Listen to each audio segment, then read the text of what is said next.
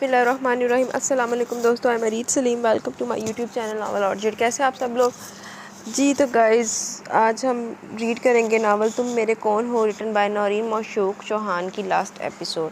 सबसे पहले तो माजरत, आप यकीनन आप लोग कल भी मेरा वेट करते रहे होंगे और आज सारा दिन भी वेट किया होगा कि एपिसोड नहीं आई। तो मैं कल काफ़ी ज़्यादा बिज़ी थी और फिर इन्फॉर्म करना मेरे माइंड में नहीं रहा। उसके बाद वो कल वाली थकावट के आज रात ही नहीं उतर रहे थे, तो मेरे कमर में भी बल वगैरह पड़ा हुआ था, तो तबीयत भी आज बहुत ज़्यादा आवाज़ार थी, इसलिए मैंने ना आज सुबह रिकॉर्डिंग नहीं की। लेकिन इंशाल्लाह भी हम इसको कंप्लीट करते हैं और फिर कल से हम न्यू नावल स्टार्ट करेंगे। तो आइए पढ़ते हैं नावल तुम मेरे कौन हो, रिटन बाय नौरीन मौशूक चौहान। लेकिन इससे पहले अगर आपने मेरे चैनल नावल ऑर्चिड को सब्सक्राइब नहीं किया तो सब्सक्राइब कर लें और साथ में बेल आइकन भी प्रेस कर लें ताकि हर आने वाली वीडियो आपको इजीली मिल जाए। Let's start last episode. ये सब क्या हो रहा है? वो अपने तैश को दबाते धीरे से बोला। ये तो तुम अपनी बीवी से पूछो जो हम सब की गैर मौजूदगी में अपने किसी आशना से मुलाकातें कर रही थी। अरे तीन लड़कियों के आगे ना आगे पीछे, ना आगे कोई होता है ना पीछे। वो इस जैसी बाश फितरत ही होती है। ना जाने पहले मैं किस किस के साथ मुँह काला करके कर चुकी। बस अल्फाज थे या जहर में भीगे थी। मीर चौहान की आंखें लहू छलकाने लगी। वो इतने तेज से धाड़ा था कि सभी लर्ज उठे थे। दांत पर दांत जमाए वो ज़ख्मी शेर की तरह ममीरा बेगम की तरफ बढ़ा। अगर मेरा आपसे कोई रिश्ता ना होता तो मैं आपको यही ज़मीन में गाड़ देता। गुस्से से गजबनाक होता वो अमीरा बेगम का खून खुश कर गया था। हवेली के सभी अफराद इसके गुस्से से अच्छी तरह आगाह थे। वो मामूली बातों पर आपे से बाहर हो जाया करता था। खालिक चौहान खुद इससे बात करते एहतियात का दामन थामे रखते थे। वो जो कह देता था वो पत्थर पर लकीर खींच देता था। अपने साथी मामलात में किसी के दखल की इजाज़त नहीं देता था। लेकिन ये कोताही आज अमीरा बेगम से सरजोर हो गई थी। पर मैंने खुद इसे किसी के साथ किचन में देखा है। अमीरा बेगम इसके गुस्से से खाइफ होती बोली। मीर ने शोलाबाज नजरें इनके चेहरे पर गाड़ियों तनबी के अंदाज में उंगली उठाई। इज्जत है ये मेरी, मैं मान ही नहीं सकता ये कुछ गलत भी कर सकती है। बदकिरदारी तो बहुत दूर की बात है। वो दो टोक बोलते मीरा बेगम के सामने खड़ा इन्हें बेबस किए दे रहा था। इसके लहजे के यकीन पर सबा ने नज़रें उठाकर इसे देखा जो तपते सहरा में इसके लिए शजर साया बना खड़ा था। वो इसकी पुश्त पर नज़रें जमाए बे आवाज़ रोती रही। तुम किस बिना पर ये सब कह रहे हो, जबकि ना तुम यहाँ थे और ना तुमने कुछ देखा। अमीरा बेगम इतनी जल्दी हार मानने वालों में से ना थी। शदीद सुबकी का एहसास लिए वो शोला बार नज़र सबा पर गाड़ती बोली, मीर चौहान इतना कमज़ोर नहीं है कि अपनी बीवी की गवाही दूसरों से लेता फिरे। आइंदा हाथ उठाना तो दूर की, इसकी तरफ उंगली भी उठाई किसी ने तो मैं उसका हाथ जड़ से उखाड़ दूंगा। वो ज़हर-आलूद नज़रों से इन्हें तकता अपने गुस्से को ज़ब्त करने की कोशिश कर रहा था। लहजा किसी भी किस्म के लिहाज से आरी था। अमीरा बेगम फ़क चेहरा लिए दो कदम पीछे हटी। मीर चौहान के करख्त तासरात ने इन्हें ठठरा डाला था। वो पलट के सबा तक आया और इसके शानों पर अपने पूरी हिद्दत हाथ रखे। मैं यहाँ रहूँ या ना रहूँ, मैं कुछ देखूँ या ना देखूँ, मेरा एतबार, मेरा भरोसा, मेरा यकीन हमेशा सबा के साथ है। इसका लहजा पल में इतना नरम, इतना मीठा हो गया कि सबा तक बेयकीन नज़रों से इसे देखने लगी। वो इसकी हैरत भाम गया था, इसलिए मुस्कुराते हुए इसे अपने बाजुओं के घिरे में लिए सीढ़ियाँ चढ़ता ऊपर अपने कमरे में चला गया। अमीरा बेगम अंगश्ते बंदान सी खड़ी रह गई। सब ने सुख का सांस लेते अपने अपने कमरों की राह ली थी, जबकि खालिक चौहान दो कदम चलते अमीरा बेगम के सामने आए। इस हवेली में रहते एक बात तो अच्छे से समझ गई होगी कि सरदार मीर चौहान को अपनी बात दोहराने की आदत नहीं है। उम्मीद करता हूँ मेरे बेटे को मायूस नहीं करेंगी आप। वो सख्त लहजे में बहुत कुछ बावर कराते, पैरों की धमक पैदा करते जा चुके थे। मुँह की खाना किसको कहते हैं यह आज मीरा बेगम अच्छे से समझ गई थी।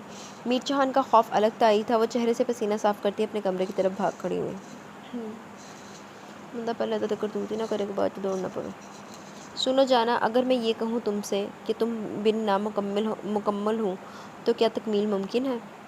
वो एक हाथ इसकी कमर में डाले और दूसरा इसके शाने पर फैलाए इसे कमरे में लाकर बेड पर बिठाया था और पानी से भरा ग्लास इसके लबों से लगा दिया। पानी पीते हुए नजरें मुसलसल इसके चेहरे पर टकाए हुए थी। दिमाग बिल्कुल काम करना बंद कर चुका था और दिल अजब सी खामोशी के हसार में था। वो शख्स जिससे वो दुनिया में सबसे ज़्यादा नफरत करती थी, जिसने इसकी इज्जत को खाक कर डाला था, आज इसकी इज्जत का रखवाला बन बैठा था। उसे फर्श से उठाकर अर्श पर ला बिठाया था। मीर चौहान का ये कौन सा रूप था जो आज तक इसकी नज़रों से मख्फी रहा था। अगर इसका असल ये था तो वो क्या था जो इससे पहले किया था। सब एक बात अच्छे से जानती थी कि औरत कितनी बहादुर क्यों ना होती तो औरत ही है जो मर्द की एक नज़र से पिघल जाती है, मोम की तरफ बह जाती है। और आज न जाने की पहली बार वो मीर चौहान के सामने कमज़ोर पड़ रही थी। खाकी ग्लास को साइड टेबल पर रखते इसने सबा के आंसू साफ़ किए, लेकिन इसके आंसू थे कि रुकने का नाम नहीं ले रहे थे। कुछ कहने के लिए खुलते लबों को भेजता वो शिद्दत से सबा को खुद में भेज गया था। इसकी पुश्त से शर्ट को मुट्ठियों में जकड़े सबा के रोने में मज़ीद शिद्दत आई। वो झूठ बोल रही थी, मैं तो मीर ने इसके बालों को बूसा देते हुए से कुछ भी कहने से रोका। मुझे अपनी बीवी की गवाही नहीं चाहिए, तुमसे भी नहीं। ایک ہاتھ اس کے بالوں کو سہلاتا وہ شرارت سے کہہ رہا تھا، نہ چاہتے ہوئے بھی صبا کے لبوں پر مسکان کھل اٹھی تھی۔ اب شاباش، اٹھو، جا کر فریش ہو جاؤ۔ اسے ہنستا دیکھ کر میر نے اپنائیت سے کہا۔ وہ ہسپات میں ساری لادی کپڑے چینج کرنے کے لیے ڈریسنگ روم میں چلی گئی اور جب کپڑے تبدیل کر کے آئی تو وہ بیڈ کے درمیان میں کشنز رکھ رہا تھا۔ صبا نے ایک چور نظر اس پر ڈالی اور آگے بڑھ کے کشن اٹھایا تو میر چوہان چونک کر اس کی طرف متوجہ ہوا تو وہ نچلے لب کو دابتی وہ ذرا سا گڑبڑائی۔ سفید ٹراؤزر میں شرٹ سے بے نیاز کسرتی بدن، ماتھے پہ بکھرے بال طویل مسافت کی گواہی دے رہے تھے۔ ڈارک گرے آنکھوں سے جھلکتا حسن و ملال صبا کو اپنے دل میں بے حد قریب محسوس ہوا۔ اس کے ذہن میں پہلا خیال میر کا ہی آیا تھا، مگر اس کی کلائی پر کہیں بھی ناخنوں کا نشان نہیں تھے۔ وہ میر نہیں تھا، اسی خیال نے اس کے اندر زندگی جگا دی تھی۔ کیوں؟ وجہ جاننے سے وہ خود بھی قاصر تھی۔ مجھے بہت ڈر لگ رہا ہے، کیا میں تمہارے ساتھ؟ از حد کنفیوز انگلیاں مروڑتے وہ بات مکمل نہیں کر پائی۔ میر کو وہ ڈری سہمی ہوئی معصوم سی چھوٹی بچی لگی تھی۔ وہ سر کے نیچے تکیہ سیٹ کرتے لیٹ گیا۔ وہ کچھ دیر کھڑی جھجکتی رہی اور پھر ہمت کر کے آگے بڑھی اور میر کے سینے پر اپنا سر رکھ دیا۔ ایک تو اسے نہ جانے شرٹ کے بغیر کیا سکون ملتا تھا اور وہ اس کی قربت سے خائف تھی۔ دل الگ بے ترتیبی سے دھڑک رہا تھا۔ وہ اس کے قریب تر آ گئی تھی لیکن اپنی کیفیت سے خود ہی پریشان ہو اٹھی تھی۔ میر نے مسکراتے ہوئے اس پر کمبل پھیلایا۔ میر کی ملائم انگلیاں اس کے بالوں میں گردش کرتی اسے پرسکون کر رہی تھی۔ پھر اس کی کب آنکھ لگی اور گہری نیند سو گئی اسے خبر ہی نہ ہوئی۔ صبح جب اس کی آنکھ کھلی تو اپنے اندر ڈھیروں خوشی کے احساس کو ابھرتے پایا تھا۔ رات وہ صرف میر چوہان کو آزمانے کے لیے اس کے قریب گئی تھی، لیکن میر چوہان نے اس کی قربت کا کوئی فائدہ نہیں اٹھایا تھا اور یہی احساس اسے سرشار کیے دے رہا تھا۔ مگر ایک سوالیہ نشان تاحال اس کے سامنے تھا، اگر میر کو اس کی طلب نہیں تو سالار کو نشانہ بنا کر اس نے یہ شادی کیوں کی تھی؟ اگر مقصد اسے حاصل کرنا نہ تھا تو کیا تھا؟ وہ جتنا سوچ رہی تھی اتنا ہی الجھتی جا رہی تھی۔ یار کہیں یہ سالار کوئی غلط بندہ تو نہیں ہے جسے بچانے کے لیے میر نے اس سے شادی کی ہے؟ Every thing is possible. لیکن وہ اس کے ہر سوال کا جواب میر کے پاس تھا اور اب اسے ہر سوال کا جواب میر سے چاہیے تھا۔ تو سورج ہے، تجھے کہاں معلوم رات کا دکھ، تو کسی روز اتر میرے گھر شام کے بعد۔ میر کدھر ہے؟ وہ جائے سمیٹ رہی تھی کہ تبھی ملازمہ ٹرے میں جوس کا گلاس اٹھائے چلی آئی۔ اس کے ہاتھ میں ایک بیگ بھی تھا۔ وہ تو جیپ لے کر گئے ہیں اور جاتے ہوئے یہ بیگ آپ کو دینے کے لیے کہا تھا۔ ادب سے کہتے ملازمہ نے بیگ اور ٹرے اس کی سمت بڑھائی، جنہیں تھامتے اس نے ملازمہ کو جانے کا اشارہ کیا اور ٹرے کو سائڈ ٹیبل پر رکھتی وہ بیگ اٹھائے بیڈ تک آئی۔ بیگ کے اندر نہایت ہی قیمتی اور دیدہ زیب 2 ساڑیاں تھیں۔ اس نے الجھ کر سفید ساڑی پر سے کاغذ کی چٹ اتاری۔ مجھے خوشی ہوگی اگر تم انہیں پہنو۔ چٹ پر میر کا پیغام تھا۔ وہ حیران ہوئی، میر سے یہ سب کیوں؟ خود بھی تو دے سکتا تھا۔ خیر اس نے دونوں ساڑیوں کو اٹھایا اور ڈریسنگ روم میں گھس گئی۔ شام کو جب وہ مہندی کے فنکشن کے لیے تیار ہوئی تو میر کی لائی ہوئی سیاہ ساڑی میں تھی۔ ساڑی کے بلاؤز اور بارڈر پر پنک ایمبرائڈری کا خوبصورت کام بنا ہوا تھا۔ نفاست سے کیے میک اپ، ہلکی نازک سی گولڈ کی جویلری اور بالوں کو سمیٹ کر دائیں کاندھے پر گرائے۔ جب وہ نیچے آئی تو ہر آنکھ میں اس کے لیے ستائش تھی۔ یا الہی خیر! عدن نے تو باقاعدہ دل ہی تھام لیا تھا۔ اس کی پیشانی پر بوسہ دیتی ختیجہ چوہان اس پر نثار ہوئے جا رہی تھی۔ رات والے واقعے کے کسی کے بھی چہرے پر کوئی نشان دکھائی نہیں دے رہے تھے۔ قسم سے بھرجائی، آج لالا کی خیر نہیں۔ عدن مسلسل اسے چھیڑ رہا تھا۔ صبا نے جھیپ مٹانے کے لیے اس کے کاندھے پر چپت رسید کی۔ سونی اور عشا کی دوستیں اور گوٹ کی گواری لڑکیاں ڈھولک سنبھالے بیٹھی تھیں۔ صبا کو دیکھتے ہی کھینچ کر اپنے درمیان بٹھا لیا اور ٹپے گانے کی فرمائش کی۔ صبا کو ٹپے نہیں آتے تھے اس لیے اس نے معذرت کر لی، لیکن وہ سب اس کی جان اتنی آسانی سے چھوڑنے والی نہیں تھی۔ ٹپے نہیں آتے تو ٹھیک ہے، آپ کو گانا سنا دیں، ایک لڑکی نے مسکراتے ہوئے تجویز پیش کی۔ کم آن بھرجائی، آج آپ کے دل میں جو بھی ہے وہ کہہ ڈالیں۔ پھولوں سے سجے جھولے پر عشا کے برابر بیٹھے عدن چلایا تھا۔ صبا نے مسکراتے ہوئے ہتھیار پھینکے اور اسے ایک گانا بہت پسند تھا اور وہی گانے کے لیے گانا کھنکارا۔ سب کی متجسس نظریں اس کی موہنی صورت پر ٹکی تھیں۔ سبز ہوا کے موسم دیکھتے ہیں تیری راہیں، بارش بادل سب ہے خالی ہیں یہ باہیں، پھول خوشبو شبنم سرد موسم بے قرار، آنکھوں کو میری تیرا انتظار، راتوں کو میری تیرا انتظار، لگن لگی لگن لگی لگن لگی لگن لگی لگن لگن لگی رے۔ دیوان کو کل کے فنکشن سے متعلق بریف کرتا میر چوہان اسی طرف آ رہا تھا۔ لان کی ایک طرف ٹینٹ لگا کر اس میں مہندی کا فنکشن ارینج کیا گیا تھا۔ گیندے اور چمیلی کے پھولوں سے سجاوٹ کر کے ان میں جگنوں کی لڑیاں ڈال رکھی تھی۔ نظروں کو جھکائے لبوں پر دھیمی سی مسکان لیے صبا نے ساری توجہ اپنی سمت کھینچ لی تھی۔ اس نے ہاتھ کے اشارے سے دیوان کو جانے کے لیے کہا اور نظریں اس کے جھلمل ایک عکس پر ٹکا دیں۔ گیلی زمین پہ دھوپ بکھر گئی، دن چڑھا کب رات اتر گئی، زرد فضائیں چھو کے گزر گئیں، خوابوں میں تیری یادیں بھر گئی، جینے بھی نہ دے مجھ کو یہ پیار تیرا، صداؤں کو میری تیرا انتظار، باہوں کو میری تیرا انتظار، لگن لگن لاگی لگن لگن لاگی لاگی لگن لاگی لگن لگن لگن لاگی۔ میں تو ویسے یہ گانا پہلی باری دیکھ لی۔ آنکھوں کو میرے تیرا انتظار، میں تو کدی سنیا بھی نہیں گانا۔ اچھا جی۔ گانا ختم کرتے صبا نے جیسے ہی نظریں اٹھائیں وہ بالکل سامنے کھڑا تھا۔ صبا نے ویسے پورا گانا یاد سی۔ آنکھوں میں اشتیاق اور لبوں پر میٹھی سی مسکان سجائے۔ صبا کا دل نہ جانے کی ایک بارگی عجب سے لے پہ دھڑکا۔ اس نے میر سے نظر ہٹا کر فی الفور اٹھنا چاہا، لیکن ختیجہ چوہان نے اس کا ہاتھ تھام کر مہندی لگانے والی کے ہاتھ میں تھما دیا، جو پھرتی سے اس کے ہاتھ پر نقش و نگار بنانے لگی۔ زبردست بھرجائی، کاش لالا یہاں ہوتے اور آپ کا انتظار ختم ہو جاتا۔ سب کے ساتھ مل کر عدن نے اس کا ریکارڈ لگایا۔ صبا نے صرف اسے گھورنے پر اکتفا کیا اور ایک چور نظر سامنے ڈالی۔ وہاں اب کوئی نہیں تھا۔ گلابی ہتھیلیوں پر مہندی کے بیل بوٹے بہت جچ رہے تھے۔ صبا نے خوش ہو کر ہاتھ ختیجہ چوہان کے سامنے کیا اور اس کی معصومیت پر مسکرا اٹھی۔ الرٹ ہو جائیں بھرجائی، کیونکہ لالا کو پھانسنے کے لیے شکاری آ چکا ہے۔ عدن نے نظروں سے ایک طرف اشارہ کیا جہاں ایک لڑکی، طرح دار سی لڑکی میر کو گھیرے کھڑی تھی۔ کہنے کو تو یہ لالا کی بزنس پارٹنر کی بہن ہے، لیکن ارادے لالا کی لائف پارٹنر بننے کے ہیں، عدن اس کے کان میں گھسا کہہ رہا تھا، جبکہ صبا کی نظریں سفید شلوار سوٹ میں گلے میں ہرا دوپٹہ ڈالے میر پر تھیں۔ اسے دیکھ کر جس طرح لڑکیاں ٹھنڈی آہیں بھر رہی تھیں، صبا کے اندر اشتعال سر اٹھانے لگا۔ جیلسی! وہ غصے میں اٹھ کر جانے لگی تھی کہ اچانک ذرا سا لڑکھڑائی اور اس کے مہندی بھرے ہاتھ میر کے سفید بے داغ قمیص پر نقش و نگار بنا گئے۔ اوپس! صبا نے مصنوعی تعصب سے ہونٹ سکیڑے تھے۔ میر نے ایک سنجیدہ نظر قمیص پر اور دوسری نظر صبا پر ڈالی، جو شرمندہ نظر آنے کی صرف کوشش کر رہی تھی۔ اس کے چہرے پر دل جلاتے تاثرات تھے، جیسے اس نے یہ سب جان بوجھ کر کیا۔ اوہ مائی گاڈ میر، تمہاری تو شرٹ خراب ہوگی۔ اف! پاس کھڑی زری نے ایک ادا سے کہتے اپنے پرس سے رومال نکالا اور میر کی شرٹ سے مہندی کے داغ صاف کرنے چاہے، لیکن صبا نے پھرتی سے اس کا ہاتھ پکڑ لیا۔ بہت گہرا رنگ ہے، تم سے نہیں اترے گا، تھک جاؤ گی، رہنے دو۔ وہ عام سے لہجے میں کہہ رہی تھی، لیکن اس کے عام لہجے میں بہت کچھ خاص تھا، جسے سمجھتے میر کی آنکھوں کی چمک گہری ہوئی۔ وہ جیلس ہو رہی تھی اور اس سوچ نے اس کے اندر شگوفے کھلا ڈالے تھے، انہوں نے صبا نو ہور جیلس کرنا۔ ویسے بھی تم مہندی کا فنکشن انجوائے کرنے آئی ہو تو وہاں جا کے کرو، لڑکیوں کے ساتھ مل کے گانے وانے گاؤ، میر کی فکر میرے لیے چھوڑ دو، میں ہوں نا اس کی بیوی، اس کا خیال رکھنے کے لیے۔ ویسے بھی میں صاف نہیں صفایا کرتی ہوں داغ دھبوں کا۔ مسکرا کے ایک ایک لفظ پر زور دے کر کہتی وہ زری کو میر کے پاس سے 9 تو 11 کرنا چاہ رہی تھی۔ زری نے مسکرا کر صبا کو دیکھا، پھر تو تمہاری ساری زندگی صفائی ستھرائی میں گزرنے والی، کیونکہ تمہارے شوہر کے قدم جہاں پڑیں گے داغ دھبے اس کو لپک لیں گے۔ زری نے بہت مہارت سے جتایا تھا کہ وہ اس کے جذبات سے اتنی بھی بے خبر نہیں ہے، وہ اس کی باتوں کے پس منظر سے بخوبی واقفیت رکھتی ہے۔ دھیان رکھنا گڈ گرل۔ زری اس کا گال تھپ تھپاتے وہاں سے چلی گئی۔ وہ ڈرائنگ روم میں گھسا وارڈروب کھولے اپنے لیے کپڑے منتخب کر رہا تھا۔ اسے اپنے پیچھے آہٹ محسوس ہوئی، لیکن وہ انجان بنتا سیاہ شلوار سوٹ نکال کے جانے لگا کہ صبا نے سوٹ اس کے ہاتھ سے جھپٹ لیا۔ میر نے ناسمجھی سے بھویں سکیڑ کے اسے دیکھا اور یہ والا کچھ خاص اچھا نہیں تھا۔ تم ایسا کرو، یہ والا پہن لو۔ اس نے نظریں چراتے قدرے ہلکے رنگ کا طے شدہ سوٹ نکال کر اسے تھمایا۔ یہ پریس نہیں ہے۔ میر نے بڑی دقتوں سے اپنی ہنسی کنٹرول کرتے سوٹ کی اس کی نظروں کے سامنے لہرایا۔ میں بھی کر دیتی ہوں۔ اس کے ہاتھ سے سوٹ لیتے وہ پھرتی سے پریس ٹیبل کی طرف بڑھی۔ تو صبا میر چوہان جیلس بھی ہوتی ہے، انٹرسٹنگ۔ اس کے کاندھے پر تھوڑی ٹکاتے میر نے دھماکہ کیا تھا۔ وہ لڑکھڑا کے پیچھے ہٹی۔ مطلب؟ آواز کی لرزش میر سے چھپی نہ رہ سکی۔ مطلب تو تم سمجھاؤ گی، پہلے جان بوجھ کر تم نے میری قمیص خراب کی اور پھر باتوں ہی باتوں میں تم نے سری کو مجھ سے دور رہنے کے لیے کہا، اور اب تم میرے کپڑے استری کر رہی ہو۔ اس وحشی درندے اور جلاد کے اچانک تمہیں اتنی ہمدردی کیوں ہونے لگی؟ یا پھر کہیں ایسا تو نہیں کہ تمہیں مجھ سے محبت ہو گئی ہے؟ گہری والی، بالکل اسی مہندی کے پکے رنگ جیسی، اور اسی لیے تم کسی بھی لڑکی کو میرے قریب برداشت نہیں کر رہی ہو، کیونکہ صبا کو جیلسی ہو رہی ہے، تم خود کو انسیکیور فیل کر رہی ہو۔ امیزنگ!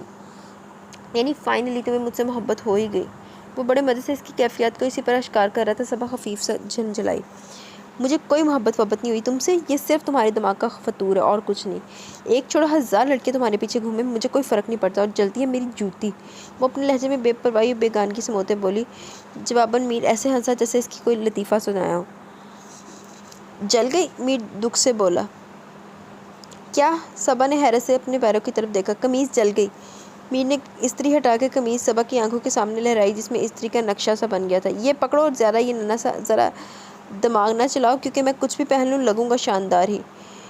وہ قمیض سے تھماتا بہت کچھ اس پر واضح کر گیا۔ صبا نے غصے سے قمیض کو بیڈ پر دے مارا۔ میری بلا سے تم کتنی ہینڈسم کیوں نہ لگو، مجھے کوئی پرواہ نہیں ہے اس بات کی کہ ہر لڑکی تمہاری طرف دیکھے یا تم پر فدا ہو۔ وہ ڈریسنگ روم کے دروازے کے پاس زور سے چلائی اور اندر کپڑے بدلتے میر کے چہرے پر بڑی جاندار مسکراہٹ کھلی تھی۔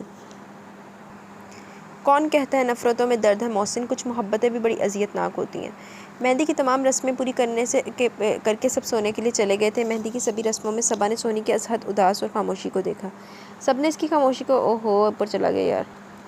سب نے اس کی خاموشی کو فطری شرم و حیا سے مشروط کیا تھا، جبکہ صبا جو اصل وجہ جانتی تھی اس کی اداسی پر بے چین ہو اٹھی تھی۔ وہ سونی کے کمرے میں اس سے بات کرنے جا رہی تھی کہ راستے میں ختیجہ چوہان نے اسے روک لیا۔ انہوں نے پھولوں سے بھرا تھال اسے تھما کر عدن کے کمرے میں رکھنے کو کہا۔ وہ سنبھل کے سیڑھیاں چڑھ رہی تھی کہ نیچے اترتے میر سے بری طرح ٹکرائی۔ پھول ان پر برستے سیڑھیوں پر جا گرے تھے، جبکہ اسے میر نے سنبھال لیا تھا۔ وہ اپنے بے حد قریب کھڑے میر کو دیکھ کر سٹپٹائی۔ خیریت؟ آج دل ناتواں پر بار بار بجنے کیوں گرا رہی ہو؟ وہ اس کی کمر میں ہاتھ ڈالے جمائے محویت سے اس کے حسن بلا خیز کا نظارہ کر رہا تھا۔ صبا نے گھبرا کے یہاں وہاں دیکھا اور اسے دور ہونا چاہا۔ پلیز چھوڑے، مجھے کوئی آ جائے گا۔ لہجے میں اصلی تنتکا اور نخوت ناپید تھی۔ میر نے اس کی مزاحمت کے متعلق پروانہ کی۔ تو تم بیوی ہو میری، کسی کے باپ سے بھی نہیں ڈرتا؟ وہ اس پر گرفت مضبوط کرتا اس کے چہرے پر جھکا تھا۔ صبا نے الجھ کر اسے دیکھا۔ تو پھر وہ کیا تھا جو تم نے اس دن کیا تھا؟ اگر یہ والا میر چوہان ہے تو وہ کون تھا جس نے پل پل میری زندگی کو زہریلے ناک کی طرح ڈسا تھا؟ اگر تم اتنے ہی اچھے ہو تو میرے لیے برے ثابت کیوں ہوئے تھے؟ اگر تم کل میرے لیے برے تھے تو آج اتنے اچھے کیوں ہو؟ کیوں تم آج میرے لیے تحفظ بھرا سائبان بنے ہوئے ہو؟ آج تم کیوں اتنے اچھے ہو کہ میں چاہ کر بھی تم سے نفرت نہیں کر پا رہی؟ وہ رو نہیں رہی تھی، لہجے میں نفرت یا حقارت بھی نہیں تھی، بس ایک بے نام سی تڑپ تھی جس نے میر کو بے قرار کر ڈالا تھا۔ میر نے آہستگی سے اسے خود میں سمیٹ لیا۔ آپ کیوں ہیں ایسے؟ ایک مسٹری یا پہیلی جیسے ہر یا پھر الجھی ہوئی ڈور جسے سلجھانے میں اپنے ہاتھ لہو لہان کر چکی ہوں۔ اس کے سینے میں سے لگی وہ سسکنے لگی۔ بعض دفعہ جو دکھائی دیتا ضروری نہیں ویسا ہی ہو۔ ہم لاکھ چاہیں کوششیں تدبیریں کر ڈالیں لیکن جو ہونا ہے وہ ہو کر ہی رہتا ہے، کیونکہ ضدیں اکثر زندگیاں تباہ کر ڈالتی ہیں۔ یعنی میں صرف تمہاری ضد تھی؟ اس کی تمام گفتگو میں جو نقطہ صبا نے اٹھایا اس نے میر کے دل کو مٹھی میں لے کر مسلا۔ وہ اس کی گرفت سے نکلنے کو مچلی مگر اس نے ایک جھٹکا دے کر مزید قریب کر لیا۔ تم صرف ضد نہیں تھی صبا، تم میرے دل کا عجب معاملہ تھی، جیسے میں کل بھی سمجھنے سے قاصر تھا اور شاید آج بھی۔ شاید مجھے تم سے محبت ہو گئی تھی، وہ عجب بے چارگی سے تھکے تھکے لہجے میں بولا۔ صبا نے نفی میں سر ہلاتے اسے دور دھکیلا۔ میں مان نہیں سکتی تمہیں مجھ سے محبت تھی۔ محبت ایسے کیوں نبھائی جاتی ہے؟ ہرگز نہیں۔ محبت میں خود سے جڑے رشتوں کا مان رکھا جاتا ہے، انہیں تحفظ دیا جاتا ہے، نہ کہ بیچ چوراہے پر اس کی بے بسی کا فائدہ اٹھایا جائے۔ وہ نفی میں سر ہلاتی ایک سیڑھی نیچے اتری۔ ہرگز نہیں سردار میر چوہان، جو تم نے کی وہ اور نبھائی اسے ہوس تو کہہ سکتے ہیں مگر محبت نہیں۔ صحیح کہا تھا میں نے، تم صرف ایک جلاد صفت انسان ہو۔ وہ انتہائی کرب اور صدمے سے چور لہجے میں کہتی لان کی طرف بھاگ گئی۔ میر کی نرم خوئی نے ایک پل کے لیے اسے سب کچھ بھلا ڈالا تھا، لیکن سب کچھ پھر سے دہراتے وہ نئے سرے سے بھڑک اٹھی تھی۔ میر نے دانتوں تلے ہونٹ اتنی شدت سے دبایا کہ خون بہہ نکلا۔ تم ہوسنی ہو، ایک پاکیزہ اجلی صبح جیسی موت پر ہو میرے لیے۔ کاش میں کبھی تمہیں یہ بات سمجھا سکتا۔ وہ سردا بھرتا وہیں سیڑھیوں پر بیٹھ گیا تھا۔ وہ پول کے پاس بیٹھی زارو قطار رو رہی تھی۔ اس کے دل میں عجب سی ٹیس اٹھ رہی تھی۔ وہ اپنے دل کی اس حالت کو خود سمجھنے سے قاصر تھی۔ اسے صرف میر چوہان سے انتقام لینا تھا، مگر پھر وہ اس کی ذات کی پرتوں میں چھپے رازوں کو جاننے کے لیے کیوں اس سے الجھ رہی تھی؟ وہ نہ جانے کتنی دیر روتی کہ اسے اپنے پیچھے عجب سا کھٹکا محسوس ہوا، کسی کی دم توڑتی سستیاں اور انہونی دباتی مردانہ آواز۔ وہ بے اختیار اٹھ کر لان کے اس تاریک گوشے کی سمت بڑھی اور لان میں لگے سوئچ بورڈ کے سبھی بٹن ایک ساتھ جلا دیے۔ تاریکی ایک پل میں چھٹی اور روشنی پھیل گئی۔ سالار، اس کے لبوں نے بے آواز جنبش کی۔ سونی سے اپنا ہاتھ چھڑاتے سالار نے پلٹ کر اسے دیکھا اور چہرے پر خوشگواری تلے اس کی طرف بڑھا۔ صبا، اس کی آواز شدت و جذبات سے بھر آ گئی۔ وہ اس کے شانے تھامے پیاسی نظروں سے اسے دیکھ رہا تھا، جبکہ صبا کی نظر اس سے ہوتی سونی کے بلکتے وجود پر ٹھہر گئی۔ سالار نے اس کی آنکھوں کو تعقب میں پلٹ کے دیکھا اور تنفر و حقارت سے سر جھٹکا۔ کہہ دینا اپنے سردار ویر جی سے، کل اس نے میری محبت کا جنازہ نکالا تھا اور آج میں نے اس کی عزت و غیرت کا۔ اگر وہ ظلم کرنا جانتا تو میں انتقام لینا۔ کل جب وہ پورے گوٹ کے سامنے اس کی عزت کا جنازہ نکلے گا تو میرا بدلہ پورا ہو جائے گا۔ وہ سنگ دلانہ سرد نگاہ سونی پر جمائے بول رہا تھا اور اس کی رگ رگ سے واقف صبا ایک پل میں ساری داستان سمجھی۔ غلط کیا سالار تم نے، میر چوہان کو میرے مقابل لا کھڑا کیا۔ کیا کل وہ ظالم تھا اور آج مظلوم، اور ہم مظلوم، لیکن آج تم نے اسے بھی مظلوموں کی صف میں لا کھڑا کیا۔ اب کس بات کا بدلہ، اب کیسا انتقام؟ جو کچھ اس نے ہمارے ساتھ کیا وہی تم نے بھی کیا۔ میں میر چوہان کو نہیں جانتی لیکن تمہیں جانتی تھی، پھر تم کیسے اتنے ظالم اور سفاک ہو گئے؟ تمہاری تربیت تو ایسی نہیں تھی، پھر تم کیسے اپنے مقام سے گر گئے؟ آج تم میں اور میر میں کوئی خاص فرق نہیں ہے۔ اس نے میری زندگی برباد کی اور تم نے سونی کی۔ وہ سالار کا شانہ جھنجھوڑتے ہوئے شدت کرب سے ہچکیاں بھر رہی تھی۔ اس کی تمام ریاست آج سالار نے غارت کر دی تھی، اب کیسے وہ میر چوہان کے سامنے آنکھیں اٹھا پائے گی؟ سالار نے خود کو میر کے مقابل کھڑا کر کے اسے دو کوڑی کا کر دیا تھا۔ میں نے یہ سب تمہارے لیے کیا۔ اس کے آنسوؤں نے سالار کو بے چین کیا تھا۔ صبا کی رگ و پے میں سالار کے جملے میں تیزاب دوڑا دیا۔ میں نے کب کہا تمہیں میرے لیے؟ تم انسانیت کے مقام سے گر جاؤ، انتقام کے نام پر ایک لڑکی کو ذلیل و رسوا کر دو۔ اتنا درد مجھے میر نے بھی کبھی نہیں دیا جتنا آج تم نے دیا ہے۔ میں شرم سے سر نہیں اٹھا پاؤں گی کبھی۔ وہ انتہائی آزردہ سالار کی اس حرکت پر گنگ سی کھڑی آنسو بہائے جا رہی تھی۔ تم ابھی اندر چل کے سب سے معافی مانگو اور جو کچھ سونی کے ساتھ غلط کیا اسے صحیح کرو۔ آنسو پونچھتی وہ حتمی لہجے میں بولی، جبکہ اس کے مطالبے پر بدک کر پیچھے ہٹا۔ اس سے پہل صبا مزید کچھ کہتی لان کی جلتی سبھی روشنیوں کو دیکھ کر خالق چوہان وہیں آ گیا اور یہاں کے منظر نے اسے دہلا ڈالا۔ مجھے کیا پتہ دکھوں کی قیمت مجھے تو سب مفت میں دیتے ہیں۔ موجودہ صورتحال نے صبا کے اعصاب کو شل کر ڈالا تھا۔ سونی رونا بھول کے سامنے کھڑے باپ کو دیکھ کر لرز کر رہ گئی۔ ایک محبت کی اتنی بڑی سزا ملنی تھی، اگر اسے معلوم ہوتا تو شاید وہ کبھی محبت کی سرزمین پر قدم ہی نہ دھرتی۔ خالق چوہان نے صبا کی آدھی ادھوری بات سنی اور وہ ادھوری بات بھی اس کے پیروں تلے سے زمین کھینچ لے گئی تھی۔ اگلے پل وہ شدید طیش میں سالار پر پل پڑے۔ صبا گھبرائی تھی جبکہ سونی کی چیخ نکل گئی اور شور کی آواز سن کر سبھی ادھر آگے ماس سوائے لاریب کے جو کچھ مہمانوں کے ساتھ ڈیرے پر موجود تھا۔ اور لاریب بھی کچھ نہ کچھ گڑبڑ ہے۔ ویسے یار جتنی سٹوری نے گھما دیا نا، میں نے ہر کسی بندے پہ شک کر لیا۔ میر اور عدن آگے بڑھ کے جنونیت کی انتہاؤں کو پہنچے۔ خالق چوہان کو سالار سے دور کیا۔ مجھے چھوڑ دو میر، میں آج اس لڑکے کو جان سے مار ڈالوں گا۔ اس کی ہمت کیسی ہوئی ہماری عزت سے کھیلنے کی؟ آگ بگولا سے خالق چوہان پھر سے سالار کی طرف لپکے، لیکن اس دفعہ میر نے بازوؤں کے گھیرے میں لے کر انہیں روک لیا تھا۔ صبا تیزی سے سالار کی سمت لپکی۔ پلیز سالار، ابھی بھی وقت ہے، جو کچھ غلط کیا اسے سدھار لو۔ وہ منت بھرے لہجے میں بولی۔ کیا غلط کیا؟ اپنی شرٹ کو ٹھیک کرتا ہوا استفہامیہ بولا۔ میں نے تو ان کا دیا ان کو لوٹایا ہے۔ صحیح تو ہے، کل میر چوہان نے مجھے بے بس کر کے میری مردانگی پر تماچا لگایا تھا اور وہی تماچا میں نے اسے لوٹایا۔ اگر تم میں ہمت ہے نا تو تمہارے سامنے کھڑا ہوں، گن پوائنٹ پر بچا سکتے ہو، اپنی عزت تو بچا لو۔ اس نے گویا لفظ چبا ڈالے تھے۔ تمہاری بہن کو تمہارے در پر چھوڑے جا رہا ہوں تاکہ یہ پل پل تمہیں تمہاری شکست کا احساس دلا سکے۔ کتا کی یہ نے میرے تو یہی سمجھ نہیں آ رہی۔ وہ راستے میں آئی ہر چیز کو ٹھوکروں میں اڑاتا حویلی کا سکون درم برم کر کے جا چکا تھا۔ خالق چوہان لان کے گھاس پر ڈھہ سے گئے اور صبا بت بنے میر کو دیکھ رہی تھی جو کسی نامعلوم نقطے پر نظریں جمائے سردار میر چوہان کا عکس معلوم ہو رہا تھا۔ وہ چاہتا تو سالار زندہ حویلی سے باہر نہیں جا سکتا تھا، پھر اس کی خاموشی کیا معنی رکھتی تھی؟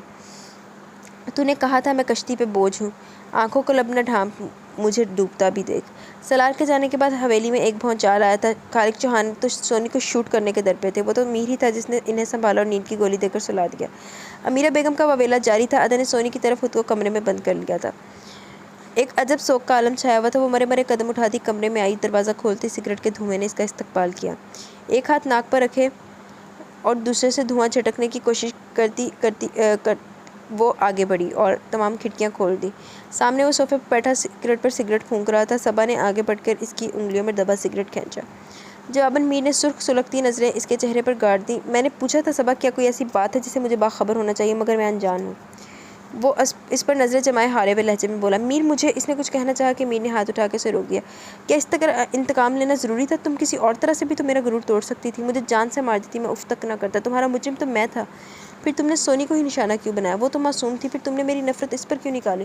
میری وحشتوں نے تمہیں تباہ کیا تھا، جل تو رہے تھے ہم دونوں، اس میں سونی کو شامل کرنا ضروری تھا؟ تم مجھ سے انتقام لیتی، میری ایک ایک سانس تمہاری غلام تھی، پھر تم نے سونی کا ہی انتخاب کیوں کیا؟ وہ ضبط کی تصویر بنا انتہائی دکھ سے کہہ رہا تھا۔ وہ صبا پر شک کر رہا تھا۔ اس کے الفاظ سے زیادہ صبا کو اس کے انداز نے تکلیف دی۔ تم غلط سمجھ رہے ہو، سالار کے کسی بھی فعل میں میں حصہ دار نہیں ہوں۔ سب کی طرح مجھے بھی یہ حقیقت آج ہی معلوم ہوئی۔ اگر مجھے ذرا بھی اندازہ ہوتا تو سالار اس طرح کرے گا تو میر نے نرمی سے اس کے ہونٹوں پر انگلی رکھی۔ صبا بے بسی کی مورت بنی سے دیکھتی رہ گئی۔ تمہیں صفائی دینے کی کوئی ضرورت نہیں ہے، جو کچھ بھی تم دونوں نے کیا تم اس پر حق بجانب تھے۔ میر نے اس کی بات سرے سے رد کر دی اور وہ جس کی نرم کھوئی کی عادی ہو چکی تھی وہ بری طرح بلکتی اس کے سینے سے جا لگی۔ میر، اللہ گواہ ہے، میر میں جو کہہ رہی ہوں سچ کہہ رہی ہوں۔ اگر انتقام اس طرح سے لینا ہوتا تو کب کا لے چکی ہوتی، میں لے ہی نہیں پائی، مجھے لینا ہی نہیں آیا۔ وہ ہچکیاں بھرتے اس کے سینے سے ماتھا رگڑ رہی تھی۔ میر کے چہرے پر دکھی سی مسکراہٹ بکھر گئی۔ کیوں نہیں لے پائی تم انتقام؟ یہ انتقام ہی تھا نا جس کے لیے تم اس حویلی میں موجود تھی۔ اس جلاد وحشی درندے کو ذلیل و رسوا کرنا تو تمہارا مقصد تھا، پھر کیوں اپنے مقصد سے پیچھے ہٹ گئی تم؟ بتاؤ۔ وہ اسے خود سے پرے ہٹاتے مدھم آواز میں پھنکارا تھا۔ صبا کا حلق خشک ہوا۔ وہ پھترائی نظروں سے میر کے جارحانہ تیور دیکھ رہی تھی۔ پتہ نہیں کیوں دل اس کے ایسے رویے کو ہضم نہیں کر پا رہا تھا، جبکہ وہ اس کے جواب کا منتظر تھا۔ کتنے لمحے ایک دوسرے کی آنکھوں میں دیکھتے گزر گئے۔ میر نے سر جھٹک کر خود کو ہر سحر سے آزاد کیا۔ تم نے کہا تھا جب سالار آئے گا تم اس کے ساتھ چلی جاؤ گی، اب تمہارا بدلہ پورا ہو چکا ہے، اس لیے جب چاہو میں تمہیں خود اس کے پاس چھوڑ آؤں گا۔ مجھے نہیں جانا، میں حویلی چھوڑ کر کہیں نہیں جاؤں گی۔ میر کے آفر پر وہ ایک دم تیز آواز میں بولی جسے وہ اسے ابھی چھوڑنے کی بات کر رہا ہوں۔ کیوں؟ اپنی زخمی نظریں اس کے آر پار کرتے اس نے پھر سے وہی سوال دہرایا۔ صبا کی خاموشی پر وہ لبوں کو سختی سے بھیجتا تمام کڑواہٹ اپنے اندر اتارتا کمرے سے باہر نکل گیا تھا۔ پیچھے وہ فرش پر بیٹھ کر بے اختیار چلا اٹھی، کیونکہ اس قیدی کو اپنے سیاد سے محبت ہو گئی ہے، اتنی کہ وہ چاہ کے بھی اس پنجرے سے رہائی نہیں چاہتا۔ ہاں میر چوہان، مجھے تم جیسے ناپسندیدہ شخص سے بے انتہا محبت ہو گئی ہے، اتنی شدت سے کہ میں اپنا غم بھلائے آج تمہارے در پر رو رہی ہوں۔ وہ فرش پر گھٹنے ٹیکے ہر اعتراف کر رہی تھی، لیکن سننے والا حویلی سے باہر جا چکا تھا۔ ایک تہائی روئنان میں اعتراف نہ ادو یاد آتا جدو ہیرو لڑ مار کے نکل جاتا مرد۔ آئے اللہ جی۔ اچھا، مرد کی فطرت منہ زور آندھی طوفان جیسی ہوتی ہے جو صرف اوپر ہی اوپر اڑنا چاہتی ہے۔ جبکہ عورت ڈھلتی ریت جیسی، وہ چاہے جتنی مرضی بلندی تک اٹھ جائے، آنا اسے نیچے ہی ہوتا۔ اور صبا کب میر کے سامنے ڈھلی تھی اسے خود خبر نہیں تھی، شاید اس بار کا اسے کوئی افسوس بھی نہیں تھا۔ 1 منٹ کا ذرا لکھ لکھ کے تیرا نام مٹاتا رہا ہوں میں، کچھ اسی طرح سے تجھ کو بھلاتا رہا ہوں میں، دشمن تو میرے پاس سے گزرا نہیں کبھی، یہ زخم دوسروں سے ہی کھاتا رہا ہوں میں، لٹنے کے بعد مجھ کو یہ احساس ہو گیا لوٹا اسی نے جس کو بچاتا رہا ہوں میں، منان میں بھی کس قدر سادہ مزاج ہوں میں، ایک بے وفا کو اپنا بناتا رہا ہوں میں، مجھے جلد از جلد وہ سلاخوں کے اندر چاہیے، اس کے پیچھے میرا جتنا نقصان ہونا تھا ہو چکا، مگر اب بس میری طرف سے تمہیں مکمل اختیار ہے، جیسے چاہے اس پر گرفت کرو، لیکن وہ مجھے سلاخوں کے پیچھے چاہیے۔ وہ جبڑے پھینچتا ایک ایک لفظ پر زور دیتے بول رہا تھا، اس کا سانس دھنکی کی طرح چل رہا تھا، وہ خود پہ بے انتہا ضبط کیے ہوئے تھا، اور نہ اس کے چہرے سے لگتا تھا کہ وہ کسی بھی پل بچوں کی طرح پھوٹ پھوٹ کر رو دے گا۔ یار اب مجھے یہ لگ رہا ہے جو میں بتا رہی ہوں کہ نا جو سلار ہے نا اے کوئی سیاپے والا ہے تے جڑا زیدی ہے نا اے او آپ میر ہے، تو کیونکہ اب شاید سلار نے نکاح نہ کر لا ہے سونی کے ساتھ، پتہ نہیں، ایک تو انہوں نے بتایا بھی نہیں نا کہ سونی کے ساتھ ہوا کیا۔ چلے خیر آگے پڑھتے ہیں، ہوں ہر طرح دا شک ختم ہو گیا، شاید کوئی پڑھتے پڑھتے اور بھی شک نکل آئے۔ اس کا سانس دھنکی کی طرح چل رہا تھا، وہ خود پہ بے انتہا ضبط کیے ہوئے تھا، اور نہ اس کے چہرے سے لگتا تھا کہ وہ کسی بھی طرح بچوں کی طرح پھوٹ پھوٹ کے رو دے گا۔ اس نے فون کاٹ کر بیڈ کی طرف اچھال دیا، سر درد سے پھٹا جا رہا تھا، بے چینی اور بے سکونی حد سے سوا تھی۔ اپنی کن پٹیوں کو سہلاتے وہ کمرے کے ایک طرف رکھے کمپیوٹر سسٹم کے سامنے آ بیٹھا، سسٹم کو آن کرتے ایک فولڈر کھولا اور اپنی خالی نظریں مانیٹر پر جما دی۔ تمہیں جتنا ہماری زندگیوں سے کھیلنا تھا کھیل چکے، تمہاری طاقت پانے کی ہوس نے ہمارا جتنا نقصان کرنا تھا کر دیا، لیکن اب حساب ہوگا، ہر ظلم و زیادتی کا تمہیں پورا حساب دینا ہوگا، لیکن اب جو بھی بات ہوگی وہ آمنے سامنے ہوگی، بہت ہوا یہ چوہے بلی کا کھیل، اب تم خود زیادہ دیر ماسک کے پیچھے خود کو ماسک کے پیچھے زیادہ دیر چھپا نہیں سکو گے۔ میں چھپیا دیکھنا بھی نہیں چاہتی، تاڑی مہربانی آج لاسٹ ایپیسوڈ ہے، کر دیو کھول دیو راز۔ وہ اپنے شعلے اگلتی آنکھیں مانیٹر پر نظر آتی ایک تصویر پر جمائے بے حد کرختگی سے کہہ رہا تھا۔ تصویر میں 2 خوبصورت چہرے کالے کوٹ پہنے ہاتھوں میں ڈگری تھامے ایک دوسرے کو محبت سے دیکھ کر مسکرا رہے تھے، اس کی آنکھوں سے کتنے ہی آنسو ٹوٹ کر گرنے لگے تھے۔ اے لو ہن 2 چہرے کٹھے کھڑے ہوئے تھے، میں نے لگتا ایک پھر پاویں میر ہوئے تے دوسرا نال ریب ہوئے، ہن کس حد تک بندہ شک کرے۔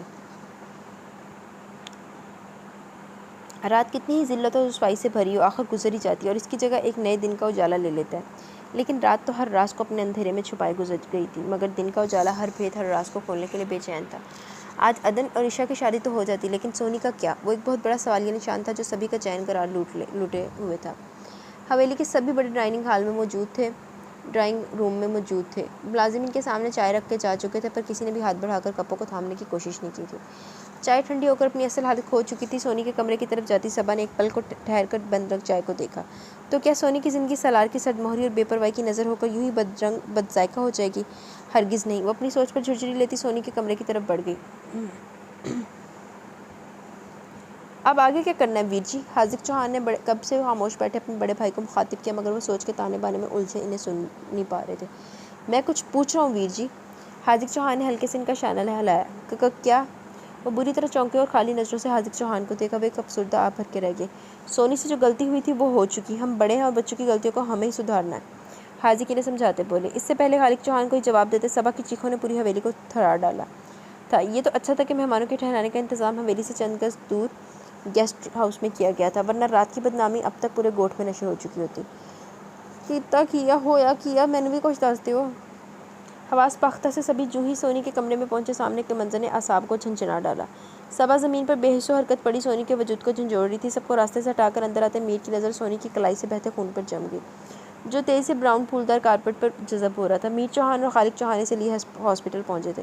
لاریب ابھی تک سارے معاملے سے لاعلم تھا، وہ حاذق چوہان اور عدن کو زبردستی حویلی چھوڑ کر آیا تھا۔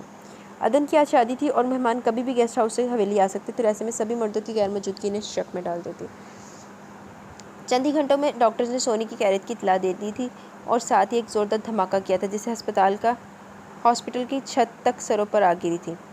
خالق چوہان جو طلاق کا سوچے بیٹھے تھے، تقدیر کے اس نئے کھیل پہ اپنی سبھی تدبیروں کو مٹی کا ڈھیر بنتے دیکھا تو ایک بار پھر سے آپے سے باہر ہو گئے۔ مینوں ایتھے لگ رہا تھے، ایتھے میں نے بالکل صحیح لگ رہا کہ سلار نے کر لیتا سونی نال بیاہ، اور ابھی شاید وہ پریگننٹ بھی ہے۔ وہ سونی اور اس پر پرورش پاتی ایک نئی جان کو وہیں ہاسپٹل میں ہی ختم کر دینا چاہتے تھے۔ یار دیکھیا میں کی کیا سی، لیکن رات کی طرح اب بھی میر چوہان ان کے آڑے آ گیا۔ اس نے کسی طرح سمجھا بچا کر انہیں واپس حویلی بھیج دیا تھا۔ دیکھا میں نہ کیا سی، ایک تکا تے صحیح لگ گیا، ہن دیکھنے اگے کون چول مار رہا ہے۔ یوں تو ہر شام امیدوں میں گزر جاتی ہے، آج کچھ بات ہے جو شام پہ رونا آیا۔ نکاح صرف عدن اور عشاء کا ہوا تھا، جبکہ ولیمہ اور سونی کا نکاح ملتوی کر دیا گیا۔ مہمانوں میں سرگوشیاں ہوئی ضرور، مگر میر چوہان سے سوال کرنے کی کسی میں ہمت نہیں تھی، اس لیے سارا معاملہ خوش اسلوبی سے طے پا گیا۔ عشاء کو رخصت کروا کے عدن کے روم میں پہنچا دیا گیا۔ اب سب معاملات سے فارغ ہو کر وہ سیدھا خالد چوہان کے کمرے میں آیا۔ خدیجہ چوہان رو رو کے نڈھال ہو چکی تھی۔ میر نے دانستہ ان سے نظریں چرائیں۔ تم اسے بلاؤ اور کہو کہ اس بدذات کو رخصت کروا کے اپنے ساتھ لے جائے، جو گند اس نے پھیلایا اسے صرف وہی صاف کر سکتا ہے۔ خالد چوہان کے لہجے میں سونی کے لیے نفرت و حقارت تھی۔ میر نے پہلو بدلا۔ وہ صبح سے سرار کو فون کر رہا تھا، مگر وہ تھا کہ اس کی کالز ریسیو نہیں کر رہا تھا۔ تم نے بات کی اس سے؟ پتہ ہے کہ اس کی نفرت کی نشانی اس سے بات مکمل ہی نہ ہو سکی۔ ساری عمر کی نیک نامی اور ریاضت پل میں سونی نے خاک میں ملا دی تھی۔ آپ پریشان نہ ہو، میں سب اپنے طور پر ہینڈل کر لوں گا۔ وہ انہیں تسلی دیتا اٹھ کھڑا ہوا۔ ٹھیک ہے، تم صبح ہوتے ہی سب سے پہلے اس معاملے کو نپٹاؤ، اب میں مزید اسے اس حویلی میں برداشت نہیں کر سکتا۔ جی بہتر۔ وہ ان سے کہتا کمرے سے باہر نکل آیا۔ اس کا رخ اپنے کمرے کی بجائے لان کی طرف تھا۔ اس نے بے چینی سے سونی کے کمرے کی طرف دیکھا، جہاں وہ خواب آور گولیوں کی وجہ سے بے خبر سو رہی تھی۔ ہمارے گناہوں کی سزا تمہیں ملی ہے سونی، ہو سکے تو مجھے معاف کر دینا۔ میں چاہ کر بھی تمہیں بچا نہیں پایا، پھر وعدہ کرتا ہوں آئندہ تمہارے ساتھ کوئی زیادتی نہیں ہونے دوں گا۔ اس نے لان میں آ کر سگریٹ سلگائی تھی۔ ہوا میں دھواں چھوڑتا وہ خود بھی دھواں دھواں ہو رہا تھا۔ اپنے کمرے کی کھڑکی سے لان کا منظر دیکھتی وہ تعصب سے رو رہی تھی۔ میر اس سمیت ساری دنیا سے خفا ہو بیٹھا تھا۔ میر کی یہی خفگی اس کی جان نکالے جا رہی تھی۔ وہ آنکھوں میں تشنگی لیے کچھ دیر بارے سے اٹھ کر مردانے کی طرف جاتا دیکھتی رہی۔ صبح اٹھ کے سب سے پہلے اس نے سالار سے ہی رابطہ کرنے کی کوشش کی۔ بیل مسلسل جا رہی تھی، مگر وہ فون اٹھا نہیں رہا تھا۔ صبا نے اکتا کر موبائل کو ایک سائڈ پر ڈالا اور سر پکڑ کے بیٹھ گئی۔ مان فون زور زور سے بجنے لگا۔ اس کے لپک کے فون اٹھایا۔ ہیلو سالار، کہاں ہو؟ میں کب سے تمہیں کالز کر رہی تھی،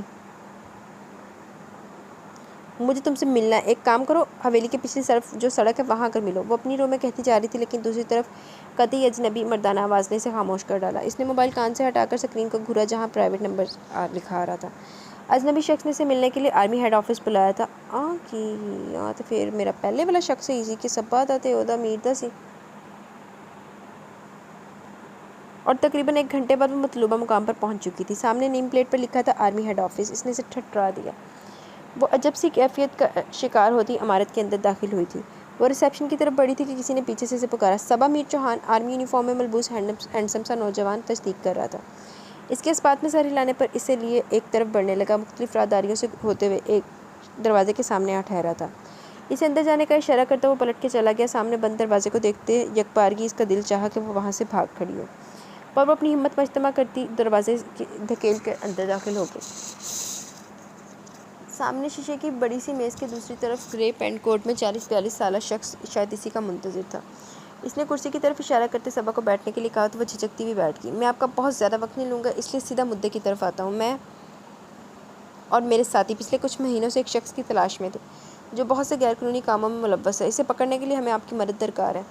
اپنی بات کہہ کر زیدی نے ایک فائل اس کی طرف بڑھائی۔ لیکن اس معاملے میں آپ کی مدد کیسے کر سکتی ہوں؟ صبا نے فائل تھامے بنا ماتھے پر سلوٹیں تان کر آفیسر کو گھورا۔ ایک کرمنل کو پکڑانے میں وہ کیسے مدد کر سکتی تھی؟ کیونکہ آپ اسے جانتی ہیں، وہ دن رات آپ کے آس پاس رہتا ہے۔ میر چوہان، جانتی تو ہوں گی آپ اسے؟ آفیسر نہایت چبھتے ہوئے لہجے میں بولا۔ صبا کے اوسان پل میں خطا ہوئے۔ کیا بکواس ہے یہ؟ آپ ہوش میں تو ہیں؟ جانتے بھی ہیں کیا کہہ رہے ہیں؟ اور کس کے بارے میں؟ وہ ایک دم آگ کی طرح بھڑک اٹھی۔ پیشانی کی سلوٹوں پر مزید اضافہ ہوا۔ آپ کو ہم سے کوئی بھی سوال پوچھنے سے پہلے ان دستخطوں کو پہچان لینا چاہیے۔ شاید یہ وہی دستخط ہے جو آپ کے نکاح نامے پر موجود ہے۔ سامنے بیٹھے شخص نے فائل پھر سے اس کی طرف بڑھائی۔ اسے بھی پڑھ لیں، آپ اچھے سے اپنے شوہر کے کارناموں سے واقف ہو جائیں گی، جن کی فہرست بہت طویل ہے۔ آفیسر کے لہجے میں طنز کی کاٹ نمایاں تھی، مگر وہ یقین کرنے سے قاصر تھی۔ اس کا شوہر برا تھا، بے حد برا تھا، لیکن اتنا برا ہوگا کہ اپنے ملک سے غداری کر بیٹھے۔ اس نے نفی میں سر ہلایا، آنسوؤں کے چہرے کو تر کر ڈالا تھا۔ ڈبڈبائی نظروں سے دستاویزات پر ڈالی جہاں میر چوہان کے کالے کارنامے اس کا منہ چڑھا رہے تھے۔ سامنے بیٹھے آفیسر کو اس چھوٹی سی لڑکی پر ترس آیا، پر وہ اپنی ڈیوٹی نبھانے پر کاربند تھا۔ شاید کئی غلط فہمی، اس کی کوئی گنجائش نہیں ہے، تمام ثبوت اصلی ہیں۔ آفیسر نے اسے ٹوکتے ہوئے اس کی مہم سی امید کا گلا گھونٹ دیا تھا۔ اس نے کرب سے اپنی آنکھیں بند کی۔ گزری زندگی ایک فلم کی طرح اس کے سامنے چلنے لگی تھی۔ ہاں، جو کچھ وہ شخص میرے ساتھ کر چکا ہے، اس کے بعد اس سے کسی بھی چیز کی توقع کی جا سکتی ہے۔ کچھ دیر یہیں سر ہاتھوں میں گرائے بیٹھی رہی۔ جب سر اٹھایا تو وہ فیصلہ کر چکی تھی۔ مجھے کیا کرنا ہوگا؟ سامنے بیٹھے پختہ عمر کے آفیسر کے چہرے پر بڑی جاندار اور مسکراہٹ ابھری تھی۔ وہ کافی پرجوش ہو کے سیدھا ہوا اور ایک کاغذ صبا کے سامنے پھیلایا۔ آپ کو صرف اس کے اوپر اپنے شوہر کے دستخط لانے ہوں گے۔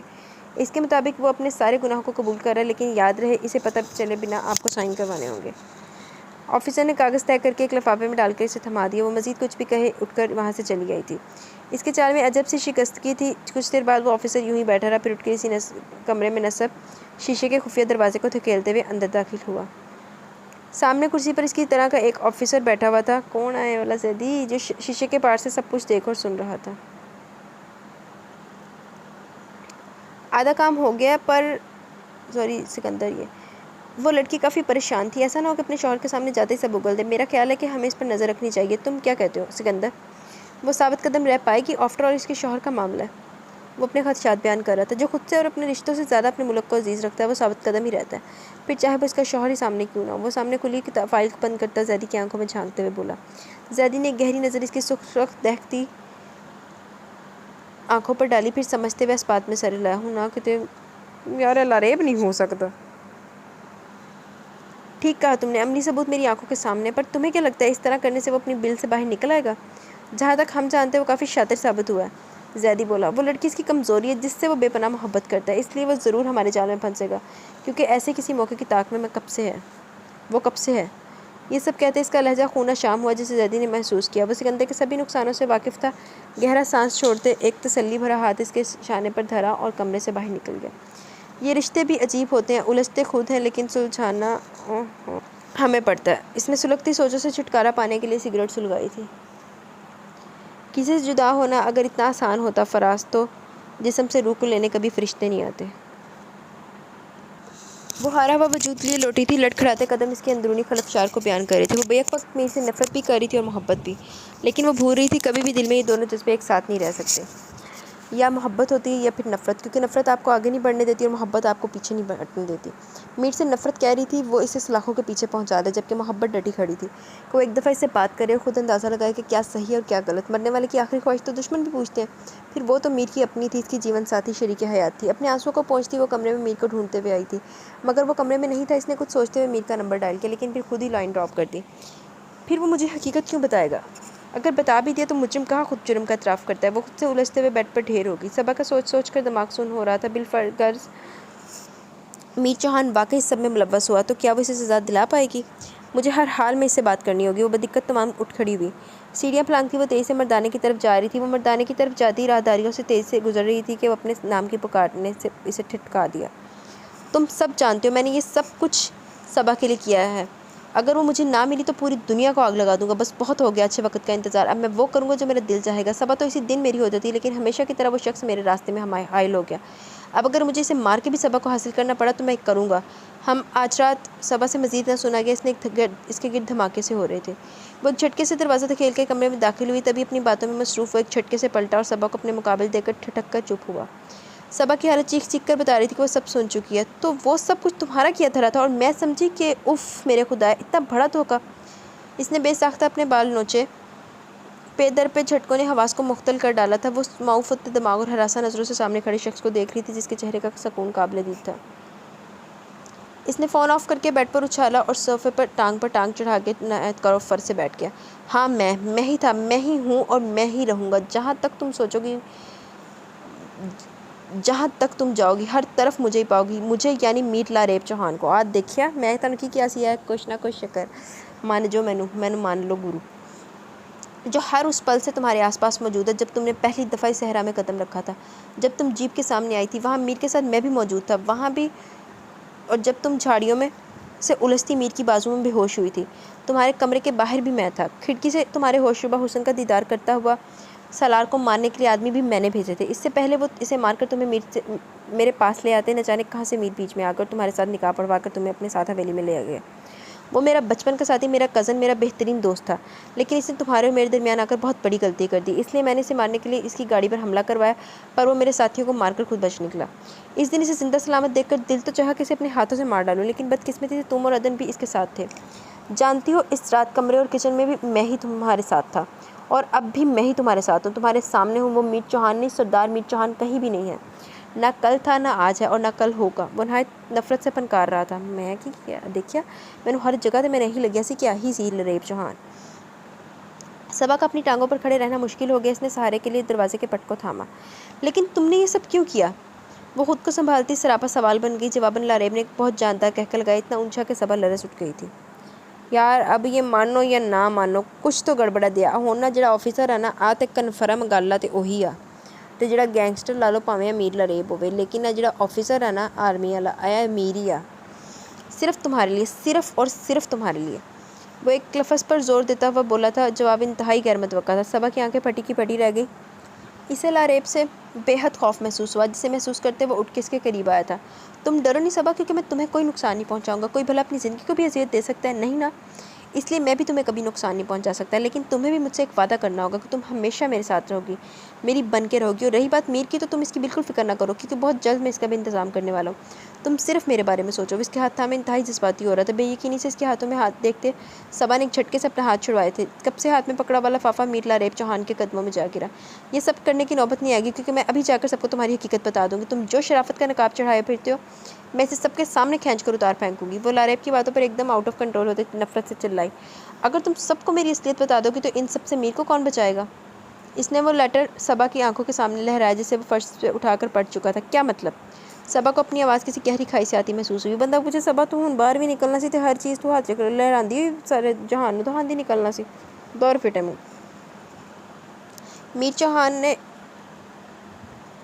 میر لاریب نے اپنی کچھ جتلاتی نظریں اس پر جمائی۔ میرا مطلب ہے اگر باقی سب کی طرح اس میں بھی میر کا کوئی ہاتھ نہ ہوا تو؟ وہ چہرے پر پوری اسرار سی مسکان سے جائے اسے بری طرح چونک آ گیا۔ بات جب پوری طرح سمجھ میں آئی تو وہ ساکت و جامد سی خوفناک نظروں سے میر لاریب چوہان کو تکتی رہ گئی۔ زندگی میں کئی مجرموں سے پالا پڑا تھا، پر کسی سے بھی اس درجہ خوفزدہ نہیں ہوئی تھی۔ بندوقوں کا غیر قانونی کاروبار کرنا، معصوم اور بے سہارا لڑکوں سے ان کی معصومیت خرید کر ان کے ہاتھوں میں ہتھیار تھمانا، ڈرگ سپلائی کرنا اور بھی بہت سے غیر قانونی کام میر چوہان نہیں بلکہ میر لاریب چوہان کرتا ہے۔ لیکن مزے کی بات پتہ ہے کیا ہے؟ اتنا سب کر کے بھی میں ایک عام سا شہری اور بے قصور ہوتے ہوئے بھی میر ایک کرمنل ہے۔ اسے تو خبر بھی نہیں ہے کہ اس کی پیٹھ پیچھے کیا ہو رہا ہے۔ اس کی موت کا پروانہ شائع ہو چکا ہے۔ Sardar Mir Chauhan the most wanted criminal. Wow! Laraib نے اپنی بات کا خود ہی مزہ لیا تھا۔ لیکن میر کے دستخط کیسے کروائے تم نے؟ وہ ششدر سی بولی۔ جانتی ہو اس دن عدن نے کیا کہا تھا؟ سایہ، میر چوہان کا سایہ جو پل پل اس کے ساتھ رہتا ہے، آگے پیچھے دائیں بائیں ہر طرف۔ بھلا سائے کے لیے میر کے دستخط کرنا کون سا مشکل کام ہے؟ اگر تمہیں ان پیپرز پر بھی چاہیے تو میں کر دیتا ہوں۔ اس نے پیپر لہراتے صبا کی حیرت کا مزہ لیا۔ صبا نے جھٹ کے اس کے ہاتھ سے وہ کاغذ چھیننا تھا۔ پھر جانتی ہو نا میری جان میں کتنا بڑا کھلاڑی ہوں، تمہیں تو فخر محسوس ہونا چاہیے کہ میں تم پر مرتا ہوں۔ میر لاریب چوہان ساری دنیا کی لڑکیوں کو چھوڑ کر ایک تم پر مرتا ہے، تم سے بہت پیار کرتا ہے۔ وہ غرور و تکبر سے کہہ رہا تھا، اپنے گناہوں پر سرشار سا تھا۔ صبا کو اس سے گھن آئی تھی۔ مگر میں تم سے نفرت کرتی ہوں، یاد رکھنا تم جتنے بھی بڑے کھلاڑی کیوں نہ نکلو، تمہیں ہارنا ہی پڑے گا۔ جس طرح تمہاری اصلیت میرے سامنے آئی ہے اسی طرح ایک دن سب کے سامنے آئے گی، اور میں لاؤں گی تمہاری اصلیت سب کے سامنے۔ میں نے بہت سے مجرموں کو سزا دلوائی ہے لیکن تم جیسے شاطر مجرم جو خود کو عقل کل سمجھے بیٹھے ہیں کو تختہ دار پر لٹکوا کر مجھے دلی سکون اور لطف ملے گا۔ وہ سینے پر بازو باندھ کے اس کے سامنے تن کر کھڑی تھی اور اب بے خوف اور نڈر لگی تھی لاریب کو۔ صبا کے انداز نے اسے اندر تک سرشار کر دیا۔ ضرور میری جان، ایسا ہی ہوگا، اور میں تو خود چاہتا ہوں کہ دنیا والے جانیں ان تمام کارناموں کے پیچھے اس کا زرخیز دماغ مصروف عمل تھا۔ دیکھنا دنیا والے اش اش کر اٹھیں گے، پر افسوس یہ سب ہونے تک میر تو پھانسی چڑھ چکا ہوگا۔ میر بے گناہ ہے اور میں ان کی بے گناہی کو ثابت کر کے رہوں گی۔ وہ ایک دم شدت جذبات سے گررائی تھی۔ جانتا ہوں پر آئے لاجیف یار پھر لگ گئی میں۔ جانتا ہوں پر یہ صرف ہم دونوں جانتے ہیں، باقی سب تو اسے غدار ہی سمجھیں گے، اور اسے بے گناہ ثابت کرنے کے لیے تمہیں ثبوت درکار ہوں گے جو تمہارے پاس ہے ہی نہیں۔ بالفرض تم کوئی ثبوت ڈھونڈ بھی لو تو تب تک تو بہت دیر ہو چکی ہوگی۔ وہ افسوس کرتا اس کے عزم کو خاک میں ملا رہا تھا۔ لیکن ایک راستہ ہے، تم سے میر بچ سکتا ہے۔ تم اس پر میر سے سائن کرواؤ اور میرے پاس آ جاؤ۔ میں تم سے وعدہ کرتا ہوں میر کی بے گناہی کے تمام ثبوت میں تمہیں دوں گا۔ وہ ہر الزام سے بری ہوگا اور میں اور تم اس ملک کو چھوڑ کر کہیں اور چلے جائیں گے، لیکن اس سب کے لیے میر کا ایک دفعہ پکڑے جانا تو بنتا ہے۔ اگر میں یہ سب کچھ میر کو بتا دوں تو وہ کبھی بھی تمہاری بات کا یقین نہیں کرے گا، الٹا نقصان تم اٹھاؤ گی اور تمہاری اس غلطی کا خمیازہ میر کو بھگتنا پڑے گا۔ وہ خباثت سے ہنسا تھا۔ صبا کو ایک ایک کر کے تمام راستے بند ہوتے دکھائی دے۔ وہ ٹھیک ہی تو کہہ رہا تھا، میر بھلا اس کا اعتبار کیوں کرتا ہے؟ لاریب پر وہ خود سے زیادہ بھروسہ کرتا تھا، لیکن میں تم پر اعتبار کیوں کروں؟ اگر تم مکر گئے تو؟ وہ اس کی باتوں پر یقین کرنے میں تامل کا شکار تھی۔ تمہاری مجبوری ہے میری جان، کیونکہ مجھ پر اعتبار کے سوا تمہارے پاس کوئی راستہ نہیں ہے، اس لیے سوچ لو ٹھنڈے دل و دماغ سے۔ وہ اس کا گال تھپ تھپا کر جا چکا تھا، وہ بے بسی ٹھنڈے فرش پر ٹھہرتی چلی گئی۔ اس کی آنکھوں میں محبت کا ستارہ ہوگا، ایک دن آئے گا وہ شخص ہمارا ہوگا۔ تم جہاں میرے لیے سیپیاں چنتی ہوگی وہ کسی اور ہی دنیا کا کنارہ ہوگا۔ زندگی اب کے میرا نام نہ شامل کرنا گر یہ طے ہے کہ یہی کھیل دوبارہ ہوگا۔ زندگی اب کے میرا نام نہ شامل کرنا گر یہ طے ہے کہ یہی کھیل دوبارہ ہوگا۔ جس کے رہنے سے میری سانسیں چلا کرتی تھی، کس طرح اس کے بغیر اپنا گزارا ہوگا۔ یہ اچانک جو اجالا سا ہوا جاتا ہے، دل نے چپکے سے تیرا نام پکارا ہوگا۔ ایک تو پوری غزلاں لکھی ہیں رائٹر نے، جڈی میری شاعری کو لو جاندی نا میری جان، اونیاں لکھی ہوئی ہیں۔ عشق کرنا ہے تو دن رات اسے سوچنا ہے، اور کچھ ذہن میں آیا تو خسارہ ہوگا۔ یہ جو پانی میں چلا آیا سنہری سا غرور، اس نے دریا میں کہیں پاؤں اتارا ہوگا۔ کون روتا ہے یہاں رات کے سناٹوں میں، میرے جیسا ہی کوئی ہجر کا مارا ہوگا۔ مجھ کو معلوم ہے جو ہی میں قدم رکھوں گا، زندگی تیرا کوئی اور کنارہ ہوگا۔ جو میری روح میں بادل سے گرجتے ہیں وسیع، اس نے سینے میں کوئی درد اتارا ہوگا۔ کام مشکل ہے مگر جیت ہی لوں گا، اس کو میرے مولا کا وسیع جو ہی اشارہ ہوگا۔ وہ صحرائی ٹیلے پر خاموشی سے بیٹھی دور افق پر زوال کی طرف گامزن شاہ خاور کو دیکھ رہی تھی۔ دن بھر قہر ڈھانے کے بعد اب سورج وہ غروب ہو رہا تھا، لیکن وہ صرف نظر کا دھوکہ تھا، کیونکہ سورج کبھی غروب نہیں ہوتا، صرف نظروں سے اوجھل ہو جاتا۔ دور کہیں کسی دیس میں وہ اپنی آب و تاب کے ساتھ روشن ہوگا۔ اور ایک تاریک رات کاٹنے کے بعد پھر سے یہ صحرا روشن ہو جائے گا، لیکن سورج کے پھر سے روشن ہونے کے درمیان ایک تاریک رات تھی۔ اس وقت وہ تاریک رات میں پھنسی ہوئی تھی، نہیں جانتی تھی کہ اس رات کے مقدر میں کوئی صبح ہے بھی یا نہیں۔ یہاں کیوں بلایا مجھے؟ وہ ناراض سا سینے پر بازو باندھے اس کے سامنے آ کھڑا ہوا تھا۔ اپنی بے بس سوچوں کی گرداب میں پھنسی وہ سر اٹھا کے کئی پل خالی نظروں سے دیکھتی رہی، پھر ایک سرداب بھر کے اس ریت کو مٹھی میں پڑا، کیونکہ سب کچھ یہیں سے شروع ہوا تھا، اسی سڑک سے، اور شاید اسی صحرا میں ختم بھی ہوگا۔ وہ مٹھی میں پھنسی ریت پر نظر جمائے ہوئے تھی۔ سالار نے عجب الجھن بھری نظروں سے اسے دیکھا۔ تو پھر تم سب ختم کرنا چاہتی ہو؟ اچھی بات ہے۔ سالار نے اپنے مطلب کے معنی نکال کے اس کی تائید کی۔ یس، اگر نہ بھی چاہوں تو سب ختم ہی ہونا ہی ہے۔ میرے چاہنے یا نہ چاہنے سے کیا فرق پڑتا ہے؟ لیکن کسی بے گناہ کو سزا ملنا غلط ہے، اور اسی بات سے مجھے فرق پڑ رہا ہے۔ اس کی آنکھ سے آنسو کا پہلا قطرہ گال پر پھسلتے ہوئے گریبان میں جذب ہوا۔ جو میں نے اس کے ساتھ کیا یا جو اس نے ہمارے ساتھ کیا، اس میں کوئی خاص فرق نہیں ہے۔ سالار کو صبا کا میر چوہان کو بے گناہ کہنا ایک آنکھ نہ بھایا۔ فرق ہے سالار؟ ہاں سالار، تمہارے اور میر کے کیے میں بہت خاص فرق ہے، اور اگر ایک پل کے لیے یہ بھول جاؤں کہ کس نے کس کے ساتھ کتنی زیادتی کی ہے، پھر بھی میر کا پلڑا تم سے بھاری ہے۔ اس نے جس طرح بھی مجھ سے نکاح کیا، لیکن کبھی کسی کو میری طرف انگلی اٹھانے کی اجازت نہیں دی، اور تم نے کیا کیا؟ سب کے سامنے خود سونی کا تماشا لگا دیا، اس کے کردار عزت نفس کی دھجیاں اڑا دی۔ میر رشتہ جوڑ کر نبھانا چاہتا ہے، اور تم؟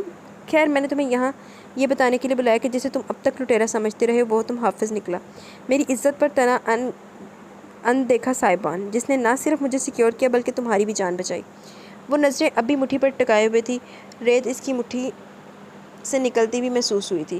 اس نے شروع سے لے کر آخر تک سب سالار سے کہہ ڈالا، لاریب کی شیطانیت کی کہانی حرف بحرف سنائی۔ وہ جو پہلے تنفر ذرا سا سن رہا تھا ڈھیلا پڑ گیا، اس کی سماعتوں پر صبا کی آواز ہتھوڑے برسا رہی تھی۔ ہاتھ سے پیشانی کو مسلتے وہ سخت اضطرابی کیفیت کا شکار ہوگا۔ تم سمجھتے ہو ظلم ہمارے ساتھ ہوا ہے، مشکلات صرف ہم نے جھیلی؟ نہیں سالار، اگر اس سب میں سفر کسی نے کیا تو وہ میر چوہان ہے، اور آگے بھی برا صرف اسی کے ساتھ ہونے والا ہے۔ کس کی وجہ سے؟ صرف ہماری وجہ سے۔ اس نے مٹھی کھول دی تھی، ریت تیزی سے نیچے کی طرف سرکنے لگی، بالکل اس رشتے کی طرح۔ اپنے خالی ہاتھ کو دیکھ کر اس کے دل کو کچھ ہوا۔ وہ شدتوں سے پھوٹ پھوٹ کر رو دی، اور اسے روتا دیکھ کر سالار کا دل گہرے پاتال میں جا گرا۔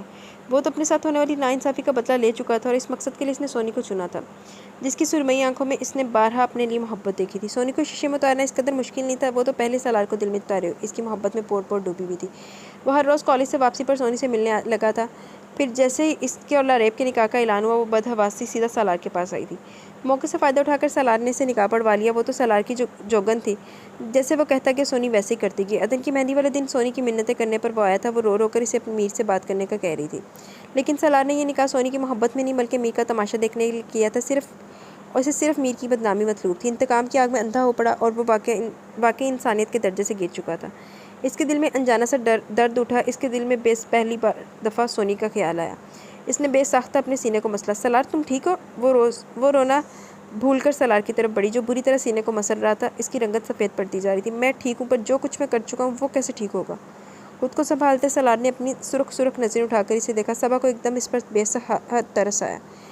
یہ وہ شخص تھا جس کی خاطر وہ میر چوہان سے الجھ پڑی تھی۔ کیا تک نہیں کہہ ڈالا اسے؟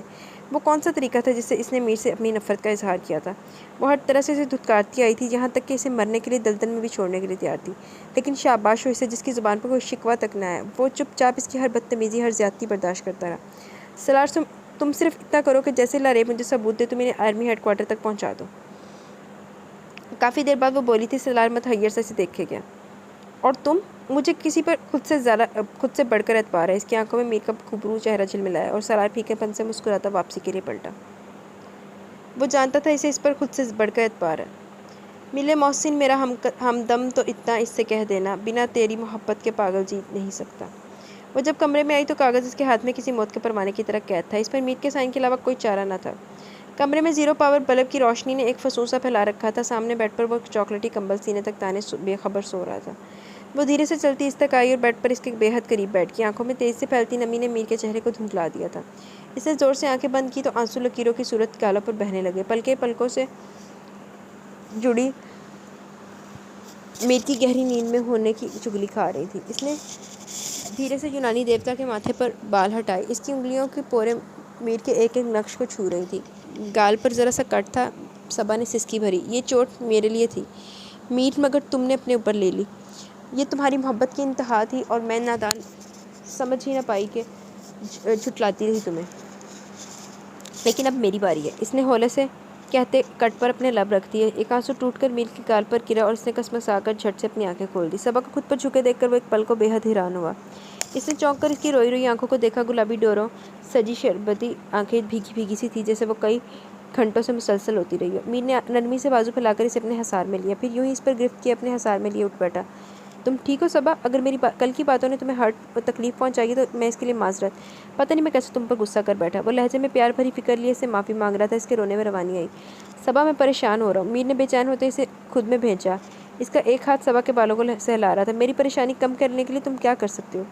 آنکھوں کو بے دردی سے رگڑتے الٹا میر سے سوال کیا۔ جو بھی میرے اختیار میں ہو۔ وہ اسے گہری نظروں سے دیکھتے بولا، جس کے لہجے میں احترام ہی احترام تھا۔ وعدہ کرو تم کبھی اپنی زبان سے نہیں پھرو گے۔ صبا نے اسے پابند کرنا چاہا۔ میری زبان ہی میرا عہد ہے۔ اب بتاؤ کیا پریشانی ہے؟ وہ اپنے مخصوص باروب لہجے میں بولا۔ کچھ جانچتی نظریں اس کے الجھے سے چہرے پر تھیں۔ تو پھر جو میں کہوں گی تم بغیر کوئی سوال پوچھے اس پر عمل کرو گے؟ وہ اس کے انکار سے خوفزدہ تھی۔ صبا، میر چوہان نے ٹوکا، تم چاہو تو مجھ پر اعتبار کر سکتی ہو۔ اپنے آپ پر سے زیادہ تم پر بھروسہ ہے میر۔ تو پھر شعر تکار کی پتہ ہو تیری مان جاوے اپنے کو لئی، تمہیں اس پر سائن کرنے ہوں گے۔ بلاخر وہ ہمت کرتے کہہ ہی پڑی اور کاغذ ٹیبل سمیت میر کی طرف بڑھایا۔ کیا یہ نکاح نامہ ہے؟ کیا یہ طلاق نامہ ہے؟ میر نے کاغذ کی سمت اشارہ کیا۔ صبا نے فی الفور تڑپ کے اسے دیکھا اور نفی میں سر ہلایا۔ تم نے عہد دیا ہے میر، وہ اپنے آنسوں کو پیتے جتلا کر بولی۔ میر نے خاموشی سے کاغذ قلم تھاما۔ اگر تم چاہو تو پڑھ۔ میر نے ہاتھ اٹھا کر اسے کچھ بھی کہنے سے روکا اور اس کی آنکھوں میں دیکھتے سائن کر دیے۔ رات بہت ہو گئی ہے، سو جاؤ۔ وہ قلم پیپر اسے تھما کر سیدھا ہو کر لیٹ گیا۔ صبا نے کاغذ تھامتے ایک چور نظر اس پر ڈالی اور کاغذ کو تکیے کے نیچے دبا کر سر میر کے سینے پر دھر دیا۔ یار کی چکر آ، میں نے لگتا آ سکندر جڑا ہے نا، آ میر صاحب یا میر سکندر ہی آ تے، لیکن پھر انہیں اپنے واسطے ہی سائن کیوں کروانے سی؟ شاید لاریب کو کوئی گمراہ کرنا ہو۔ ذرا سی بات پر محسن بھگو لیتے ہو آنکھیں تو سنو، ایسا نہیں کرتے زمانہ بیچ کھائے گا۔ حویلی کے سبھی افراد لاؤنج میں بیٹھے چائے پی رہے تھے، تبھی گارڈ نے اندر آ کر خالق چوہان کے کان میں کچھ کہا۔ ان کے چہرے پر پریشانی اور ماتھے پر سلوٹیں نمودار ہوئیں۔ وہ خالق چوہان اور میر کو اٹھنے کا اشارہ کرتے تیز تیز قدم اٹھاتے مردانے کی طرف بڑھ گئے۔ صبا نے درزیدہ نگاہوں سے میر چوہان کو دیکھا جو اٹھ کر باہر کی طرف جا رہا تھا۔ وہ بھی تیزی سے اس کے پیچھے لپکی۔ میر! مردانے کی طرف بڑھتے میر کے قدم صبا کی پکار پر ٹھٹک کر رکے۔ وہ بے قراری سے میر کے بہت قریب آ کھڑی ہوئی۔ اگر تمہیں کبھی لگے کہ میں نے بہت غلط کیا ہے تو بس اتنا یاد رکھیے گا، تھوڑا سا غلط میں نے بہت کچھ صحیح کرنے کے لیے کیا ہے۔ تمہارا یقین، اعتماد اور بھروسہ میری چلتی سانسوں کی ضمانت ہے۔ کبھی مجھ سے میرا یہ قیمتی سرمایہ نہ چھینیے گا۔ وہ عجب الجھی باتیں کرتی میر کو بھی الجھا رہی تھی۔ میر نے اپنی ایکس رے کرتی پرسوچ نظر زرد سی ساڑی میں خزاں کا پنزر پیش کرتی صبا پر ڈالی۔ میں تمہارے ساتھ ہوں اور ہمیشہ رہوں گی۔ وہ جذباتی ہوتی اس کے سینے سے آ لگی۔ صبا! میر نے ناسمجھی سے اسے پکارا۔ پلیز میر، کسی مشکل میں ڈالتا سوال نہ کیجیے گا۔ میں اس وقت جواب دینے کی پوزیشن میں نہیں ہوں۔ اس کے سینے سے ماتھا رگڑتے صبا نے فریاد کی۔ میر نے سر جھٹک کے مسکراتے ہوئے اسے خود میں بھیج لیا۔ اور کوئی حکم سردارنی؟ وہ شرارت سے کہہ رہا تھا جبکہ وہ مسکرا بھی نہ پائی۔ میر نے شانوں سے تھام کر اسے خود سے الگ کیا۔ اجازت؟ وہ اس کی ناک دبا کر پوچھ رہا تھا۔ صبا نے بیک وقت نفی اور اثبات میں سر ہلایا۔ میر کی آنکھیں حیرت سے پھیلیں اور پھر حلق سے کہہ ابل پڑا۔ صبا نے شرمندگی سے سر جھکا لیا۔ اس کی کمر میں گرفت کرتے میر اس کے چہرے پر جھکائی تاکہ صبا نے زور سے آنکھیں بند کر لی۔ کیوں ڈر کے بند کرتے ہو آنکھیں؟ یقین کرو کوئی چومنے سے نہیں مرتا۔ وہ اس کی محبت بھری گستاخی اس کے لبوں پر کرتا مردانے کی طرف چلا گیا۔ سردار میر چوہان گرفتار ہو گیا۔ شام تک یہ خبر سارے گوٹھ میں آگ کی طرح پھیل گئی۔ ہر کوئی دانتوں میں انگلیاں دابے بے یقین تھا۔ میں کی کہاں امیر چوہان جڑا گرفتار ہویا نا اندے وچ بھی ایندی کوئی پلاننگ نہ ہوئے۔ ہن اے ہی ایک رہ گیا سی اینڈ دے تکا۔ ہر کوئی دانتوں میں انگلیاں دابے بے یقین تھا۔ خالق چوہان آگ بگولا ہوئے اپنا اثر و رسوخ استعمال کر کے جلد از جلد میر کو جیل سے باہر لانا چاہتے تھے، لیکن اتنا آسان نہیں تھا کیونکہ سارا معاملہ فوج کے ملوث ہونے کی وجہ سے کھٹائی میں پڑ گیا۔ ہر طرف فون کھڑکا کر وہ خاموش کھڑے لاریب پر برس پڑے۔ حاذق چوہان نے اشارے سے لاریب کو باہر بھیجتے خود بڑے بھائی کی دلجوئی کرنے لگے۔ میر لاریب چوہان لبوں پر تبسم لیے ایک کروفر سے چلتا وہ اپنے کمرے میں آیا جہاں پہلی صبا اس کے منتظر تھی۔ میں نے اپنا کام کر دیا، اب تم اپنا وعدہ نبھاؤ اور تمام ثبوت میرے حوالے کر دو۔ لاریب کو روبرو پا کر وہ بے تابی سے بولی۔ وہ ابھی بھی ختیجہ چوہان کے کمرے سے سیدھا یہیں آئی تھی۔ ختیجہ چوہان کی غیر ہوتی حالت نے اسے تڑپا کے رکھ دیا تھا اور اوپر سے امیرہ بیگم کی جلی کٹی نظریں۔ وہ جلد سے جلد میر کو باہر لانا چاہتی تھی۔ میری جان اتنی بھی کیا جلدی ہے؟ آج تو گیا وہ سلاخوں کے پیچھے، کچھ دن رہنے دو اسے وہیں، پھر بعد میں سوچتے ہیں کیا کرنا ہے۔ وہ لاپرواہی سے کہتا صبا کی غیر ہوتی حالت سے ہوش اٹھا رہا تھا۔ تم اپنے وعدے سے نہیں مکر سکتے لاریب چوہان۔ وہ تیز لہجے میں سے پھاڑ کھانے کو دوڑی۔ لاریب نے چھت پاڑ کہکا لگایا۔ بہادر لڑکیاں ہمیشہ سے اس کی کمزوری تھی۔ میں کہاں مکر رہا ہوں، بس چند دنوں کی بات ہے، جیسے ہی ہم یہاں سے جائیں گے میر بھی آزاد ہو جائے گا۔ وہ اسے بہلاتے بیڈ پر بڑے آرام سے ٹیک لگا کر لیٹ گیا۔ صبا نے صدمے کا شکار ہو کر اسے دیکھا۔ یعنی ایک اور جھوٹا وعدہ؟ ہرگز نہیں، میں اب تمہارے ساتھ کسی بھی وعدے پر اعتبار نہیں کروں گی۔ اگر تمہیں مجھ سے اتنی محبت ہے تو سارے ثبوت میرے حوالے کرو، پھر جہاں تم چاہو گے میں تمہارے ساتھ چلنے کو تیار ہوں۔ وہ دو ٹوک سینے پہ بازو باندھتے بولی۔ میر لاریب ایک جھٹکے سے اٹھا اور اس کے پاس آ کر فریفتہ نظروں سے اسے دیکھتے اس کے گال کو سہلایا۔ اتنی جلدی ہے میری باہوں میں آنے کی؟ اگر مجھے پہلے پتا ہوتا تو کب کا اسے جیل بھیج چکا ہوتا۔ وہ صبا پر نثار ہوا جا رہا تھا جبکہ اس کے چھونے پر اسے ہزاروں چونٹیاں خود پر رینگتی محسوس ہوئی۔ پلیز لاریب۔ صبا نے سسکاری بھری اور لاریب نے اپنے بہکتے حواسوں کو ٹھکانے پر لا کر اس کا ہاتھ تھاما اور وارڈروب کے پاس لا کر چھوڑ دیا۔ وہ وارڈروب کھول چکا تھا جس کے خفیہ خانے میں ایک لاکر تھا جسے ایک چھوٹی سی اسکرین تھی۔ لاریب نے جو ہی اپنا انگوٹھا رکھا وہ لاکر کھل گیا۔ اس نے چند فائلیں اور سی ڈی صبا کی طرف بڑھائیں۔ جاؤ جا کر اسے آزاد کراؤ، لیکن دھیان رکھنا میر سمیت اس حویلی کے سبھی نفوس میری گن پوائنٹ پر ہیں۔ وہ اسے وارننگ دیتا جتا کر بولا۔ صبا اس کی سنی انسنی کرتی تیزی سے کمرے سے باہر نکلی۔ اس کی حالت عجیب تر تھی۔ وہ بیک وقت ہنس اور رو رہی تھی۔ سالار کو میسج کر کے حویلی کے پیچھے بلوایا تھا اور تمام ثبوت اس کے حوالے کر کے اسے جلد از جلد آرمی ہیڈ کوارٹر پہنچنے کے لیے کہا تھا۔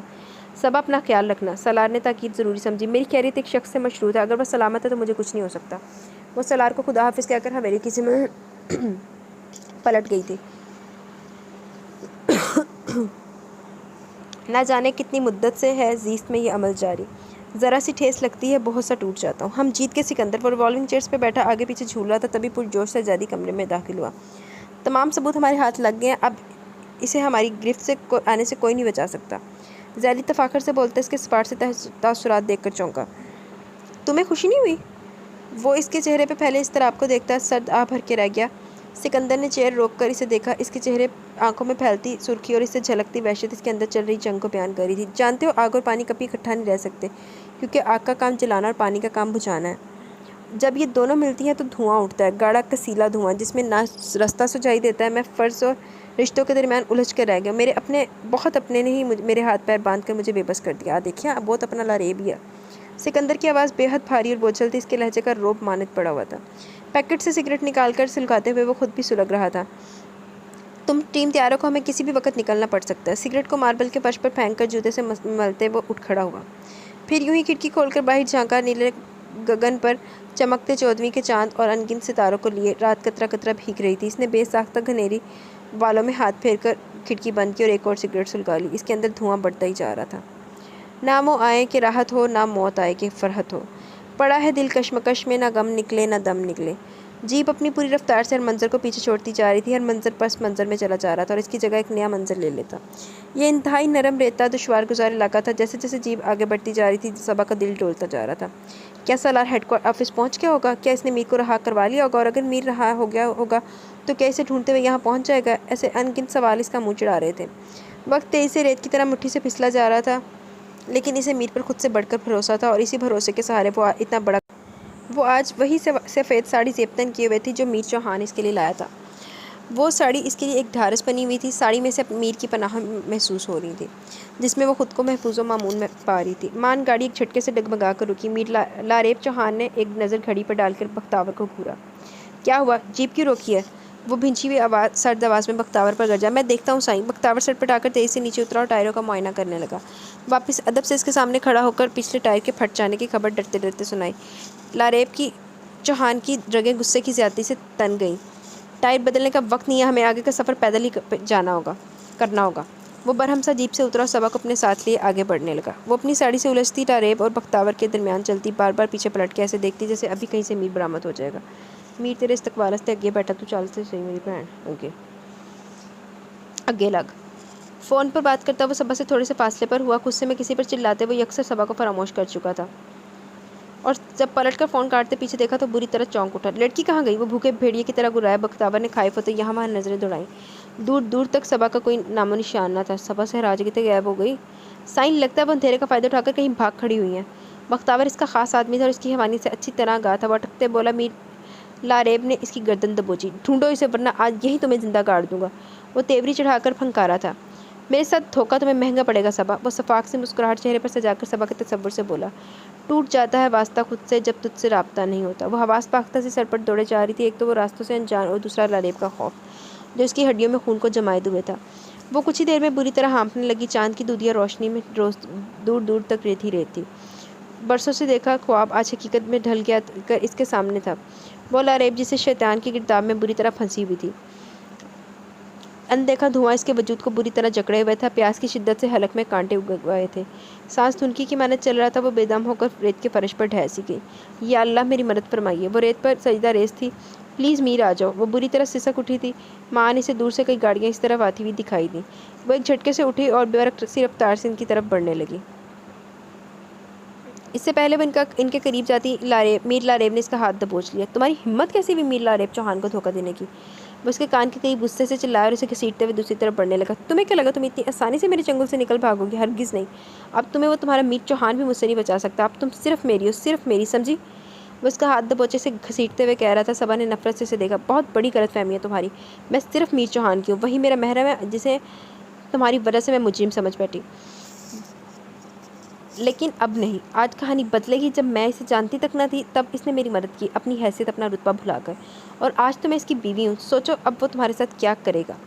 آنکھوں میں استہزاء کے رنگ لیے نفرت و حقارت سے کہتی وہ میر کا نام بہت احترام اور محبت سے لے رہی تھی۔ میر لاریب کے تن بدن میں آگ سی لگی۔ اس نے جھٹکے سے کھینچ کر اسے اپنے سامنے کیا۔ ادھر دیکھو میری طرف۔ تمہیں لگتا ہے میں اتنی آسانی سے تو اسے تمہیں لے جانے دوں گا؟ ناممکن۔ اگر آج وہ یہاں آیا تو ہم دونوں میں سے صرف کوئی ایک بچے گا۔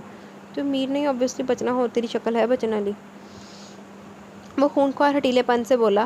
صبا نے تعصب میں گھر کر اسے دیکھا جو رشتوں کا تقدس پامال کیے خود کو بہت اعلیٰ اور عرفہ ہستی سمجھ بیٹھا تھا، لیکن بھول گیا تھا کہ سات پردوں میں چھپی ایک ایسی ہستی موجود ہے جو پکڑ کرنے پر آئے تو نام و نشان تک مٹا لیتی ہے۔ میرا بیگم دا پتر ہو دے وغیرہ کرتوت ہونے سی ہے، اور دیے کی لو تب ہی تیز ہوتی ہے جب وہ بجھنے کے قریب تر ہو۔ شاید اس کا بھی زوال قریب تر تھا۔ ملنگ سائیں تیار رہو، میں تھوڑی دیر میں پہنچتا ہوں۔ اس نے ملنگ سے رابطہ کر کے اپنے جلد پہنچنے کی اطلاع دی اور ایک جتاتی نظر اس پر ڈال کر تمسخر سے ہنسا۔ بس کچھ ہی دیر میں ہم یہ ملک چھوڑ جائیں گے، پھر تمہارا وہ میر میرا کچھ نہیں بگاڑ پائے گا۔ لاریب کی بات ختم ہوتے ایک ساتھ بہت سی روشنیاں ان پر پڑی۔ اس سے پہلے وہ کچھ سمجھتا صبا موقع غنیمت جان کر اپنا ہاتھ چھڑاتی ایک طرف کو بھاگ پڑی۔ اس سے پہلے میر لاریب سے لپکتا وہ کسی وجود سے جا ٹکرائی۔ صبا اس لمس اور خوشبو کو پہچانتی تھی، تبھی تڑپ کے اس کے فراق سینے میں جا چپی۔ اسٹاپ مسٹر لاریب چوہان، اگر تم نے ایک قدم بھی آگے بڑھایا تو تمہارے حق میں بہتر نہیں ہوگا۔ اپنے چاروں طرف نظر دوڑاؤ، تمہیں فورسز والے گھیرے ہوئے ہیں۔ وہ صبا کو اپنے حصار میں لیے لاریب پر گن تانے کھڑا تھا۔ دیکھیا میں صحیح سی کہ نہیں صحیح سی؟ ویسے میں جنہیں بھی تکے لائے سارے صحیح نکلے۔ لاریب کی آنکھیں حیرت سے پھٹنے کے قریب تھی۔ سامنے میر چوہان کھڑا تھا، آرمی یونیفارم میں، ڈھیروں میڈلز اور سارے اپنے فولادی سینے پر سجائے۔ تم؟ شوق زدہ سالار بھی چپ کر گیا۔ یکبارگی بہت کچھ غلط ہونے کا گمان گزرا، مگر کیسے؟ اس نے سب اتنی صفائی سے کیا تھا کہ حویلی میں موجود کسی فرد کو کانوں کان خبر نہ ہوئی۔ ہاں میں میر سکندر چوہان۔ دیکھیا میر چوہان لگے ہوئے وہ میر لاریب چوہان ہے، میر سکندر چوہان ہے جو ڈے 1 سے ہی تمہارے سارے کارناموں کو جانتا تھا، مگر میرے پاس تمہارے خلاف کوئی ثبوت نہیں، اس لیے اپنی گرفتاری کا ناٹک کرنا پڑا۔ تم ہمیشہ اس گمان میں مبتلا رہے کہ میرا استعمال کر رہے ہو، لیکن حقیقت کچھ اور ہی تھی۔ تم میرے نہیں بلکہ میں تمہارا سایہ بنا رہا تھا۔ تمہیں کیا لگا کہ تم میرے دستخط استعمال کرو گے اور مجھے علم تک نہیں ہوگا؟ ہرگز نہیں۔ اگر تم میرا نام استعمال کر پائے ہو تو صرف اور صرف میری مرضی سے۔ اگر میں چاہتا تو تمہیں کب کا مسل چکا ہوتا، پر نہیں، میں تم جیسے غداروں کو عبرت کا نشان بنانا چاہتا تھا۔ میر چوہان اس کے سامنے کھڑا تلخی اور تنفر لہجے میں عجب جلتی نظروں سے اسے دیکھتا کہہ رہا تھا۔ لاریب تو گویا پتھر کا ہو گیا تھا، عجب کھا جانے والی نظروں سے میر کو تکتا۔ اگلے پل وہ فائر کھول چکا تھا، جس کی زد میں سب سے پہلے اس کا خاص ملازم بختابر آیا اور ریت پر گرتے ہی دم توڑ گیا۔ زیدی، وہ بھاگنے نہ پائے! میر سکندر چوہان اسے فرار ہوتے دیکھ کر چلایا۔ زیدی ریوالور سنبھالتا اس کی سمت لپکا، جس طرف لاریب اندھیرے کا فائدہ اٹھا کر غائب ہوا تھا۔ میر نے ٹھٹک کر صبا کو دیکھا، جو دکھ، بے یقینی، حیرت اور افسوس جیسی میری جلی کیفیات کا شکار ہوتی یکٹک اسے دیکھی جا رہی تھی۔ میر، ویسے صبا نے تو زیادتی کی تھی نا، انہوں تو ویچو انوالو کر لیا۔ صبا، اس کی جذباتی کیفیت کو سمجھتے میر نے کچھ کہنا چاہا، مگر وہ اپنا آپ چھڑواتی اسے چند قدم کے فاصلے پر جا کھڑی ہوئی اور ہچکیوں سے رونے لگی۔ جانتے ہو میں اپنی پوری زندگی میں کس کے لیے سب سے زیادہ روئی ہوں اور کس کی وجہ سے؟ وہ ہچکیوں کو روکتی بمشکل دکھ اور تعصب سے بولی، صرف تمہارے لیے اور تمہاری ہی وجہ سے میر سکندر چوہان۔ اگر اور بھی راز سینے میں دبا رکھے ہیں تو انہیں بھی ابھی نکال دو۔ روز روز تھوڑا تھوڑا مرنے سے بہتر ہے کہ میں ایک دفعہ مر جاؤں۔ اپنے چہرے کو ہاتھوں میں ڈھانپتے وہ دھپ سے ریت پر گری تھی۔ میر نے گہرا سانس لیتے نظروں کا رخ موڑا۔ وہ زندگی میں اپنے کسی بھی فعل کے لیے کسی کے سامنے جواب دہ نہیں ہوا تھا، لیکن سامنے گھٹنوں کے بل بیٹھی بلک بلک کر روتی لڑکی کا وہ سب سے بڑا مجرم تھا۔ لیکن یہ وقت کسی بھی وضاحت کے لیے ٹھیک نہیں تھا۔ فائرنگ کی آواز سن کر وہ اپنی گن سنبھالتا آواز کی سمت دوڑا۔ صبا اس کے ذہن سے جیسے محو ہو گئی۔ کیا ہوا زیدی؟ وہ زیدی کے سر پر پہنچ گیا، بولا، وہ ہمیں جھانسا دیکھ کر بھاگا ہے سکندر، پر زیادہ دور نہیں جا نہیں پائے گا، اس کی ٹانگ میں گولی لگی ہے۔ اسے جواب دیتے زیدی نے اس کے تاثرات جانچے، مگر وہ تیزی سے رخ پھیر گیا۔ اپنے آنسوؤں کو اندر اتارتے میر نے ضبط سے آنکھیں بند کی۔ تبھی ایک نسوانی چیخ اس کے کانوں سے ٹکرائی۔ پٹ سے آنکھیں کھولتے میر کو سب سے پہلا خیال صبا کا آیا۔ بندہ پوچھے پہلے انہوں بھول گیا، انہوں نے دوڑ کے پھاڑ لیا ہونا جا کے نے صبا نے۔ خود کو ملامت کر کے وہ فضا میں مکہ لہراتا واپس دوڑا۔ سامنے کے منظر نے بری طرح جھنجھوڑ کے رکھ دیا۔ لاریب اس کی کن پٹی پر ریوالور تانے سے اپنی گرفت میں لیے ہوئے تھا۔ خبردار میر، اگر تم آگے بڑھے تو میں اسے شوٹ کر دوں گا۔ تم جانتے ہو مجھے جو چیز میری نہیں ہوتی میں اسے کسی اور کے قابل بھی نہیں چھوڑتا۔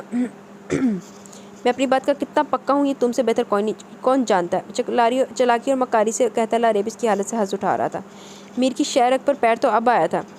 نہیں میر، یہ مجھے کچھ نہیں کرے گا، یہ بزدل ہے، یہ اچھے سے جانتا ہے کہ اگر مجھے کچھ ہو گیا تو تمہارے عتاب سے اسے دنیا کی کوئی طاقت نہیں بچا پائے گی۔ اسے ہرگز نہ جانے دیجیے گا۔ میر کو کمزور پڑتا دیکھ کر صبا نے ڈر پن سے بولی۔ لاریب نے ریوالور پر دباؤ بڑھایا۔ ایسی غلطی ہرگز نہ کرنا میر، ورنہ بہت پچھتاؤ گے۔ وہ اسے دھمکی دیتا دھیرے دھیرے صبا کو گھسیٹتا پیچھے ہٹ رہا تھا۔ میر سکندر شش و پنج میں گھرا، کبھی صبا کو تو کبھی جنونی سے لاریب کو دیکھ رہا تھا۔ میر نے ایک نظر صبا کی آنکھوں میں دیکھا۔ میں تمہیں کچھ نہیں ہونے دوں گا سسی، میں اس کالے دھوئیں سے تمہیں ضرور بچاؤں گا۔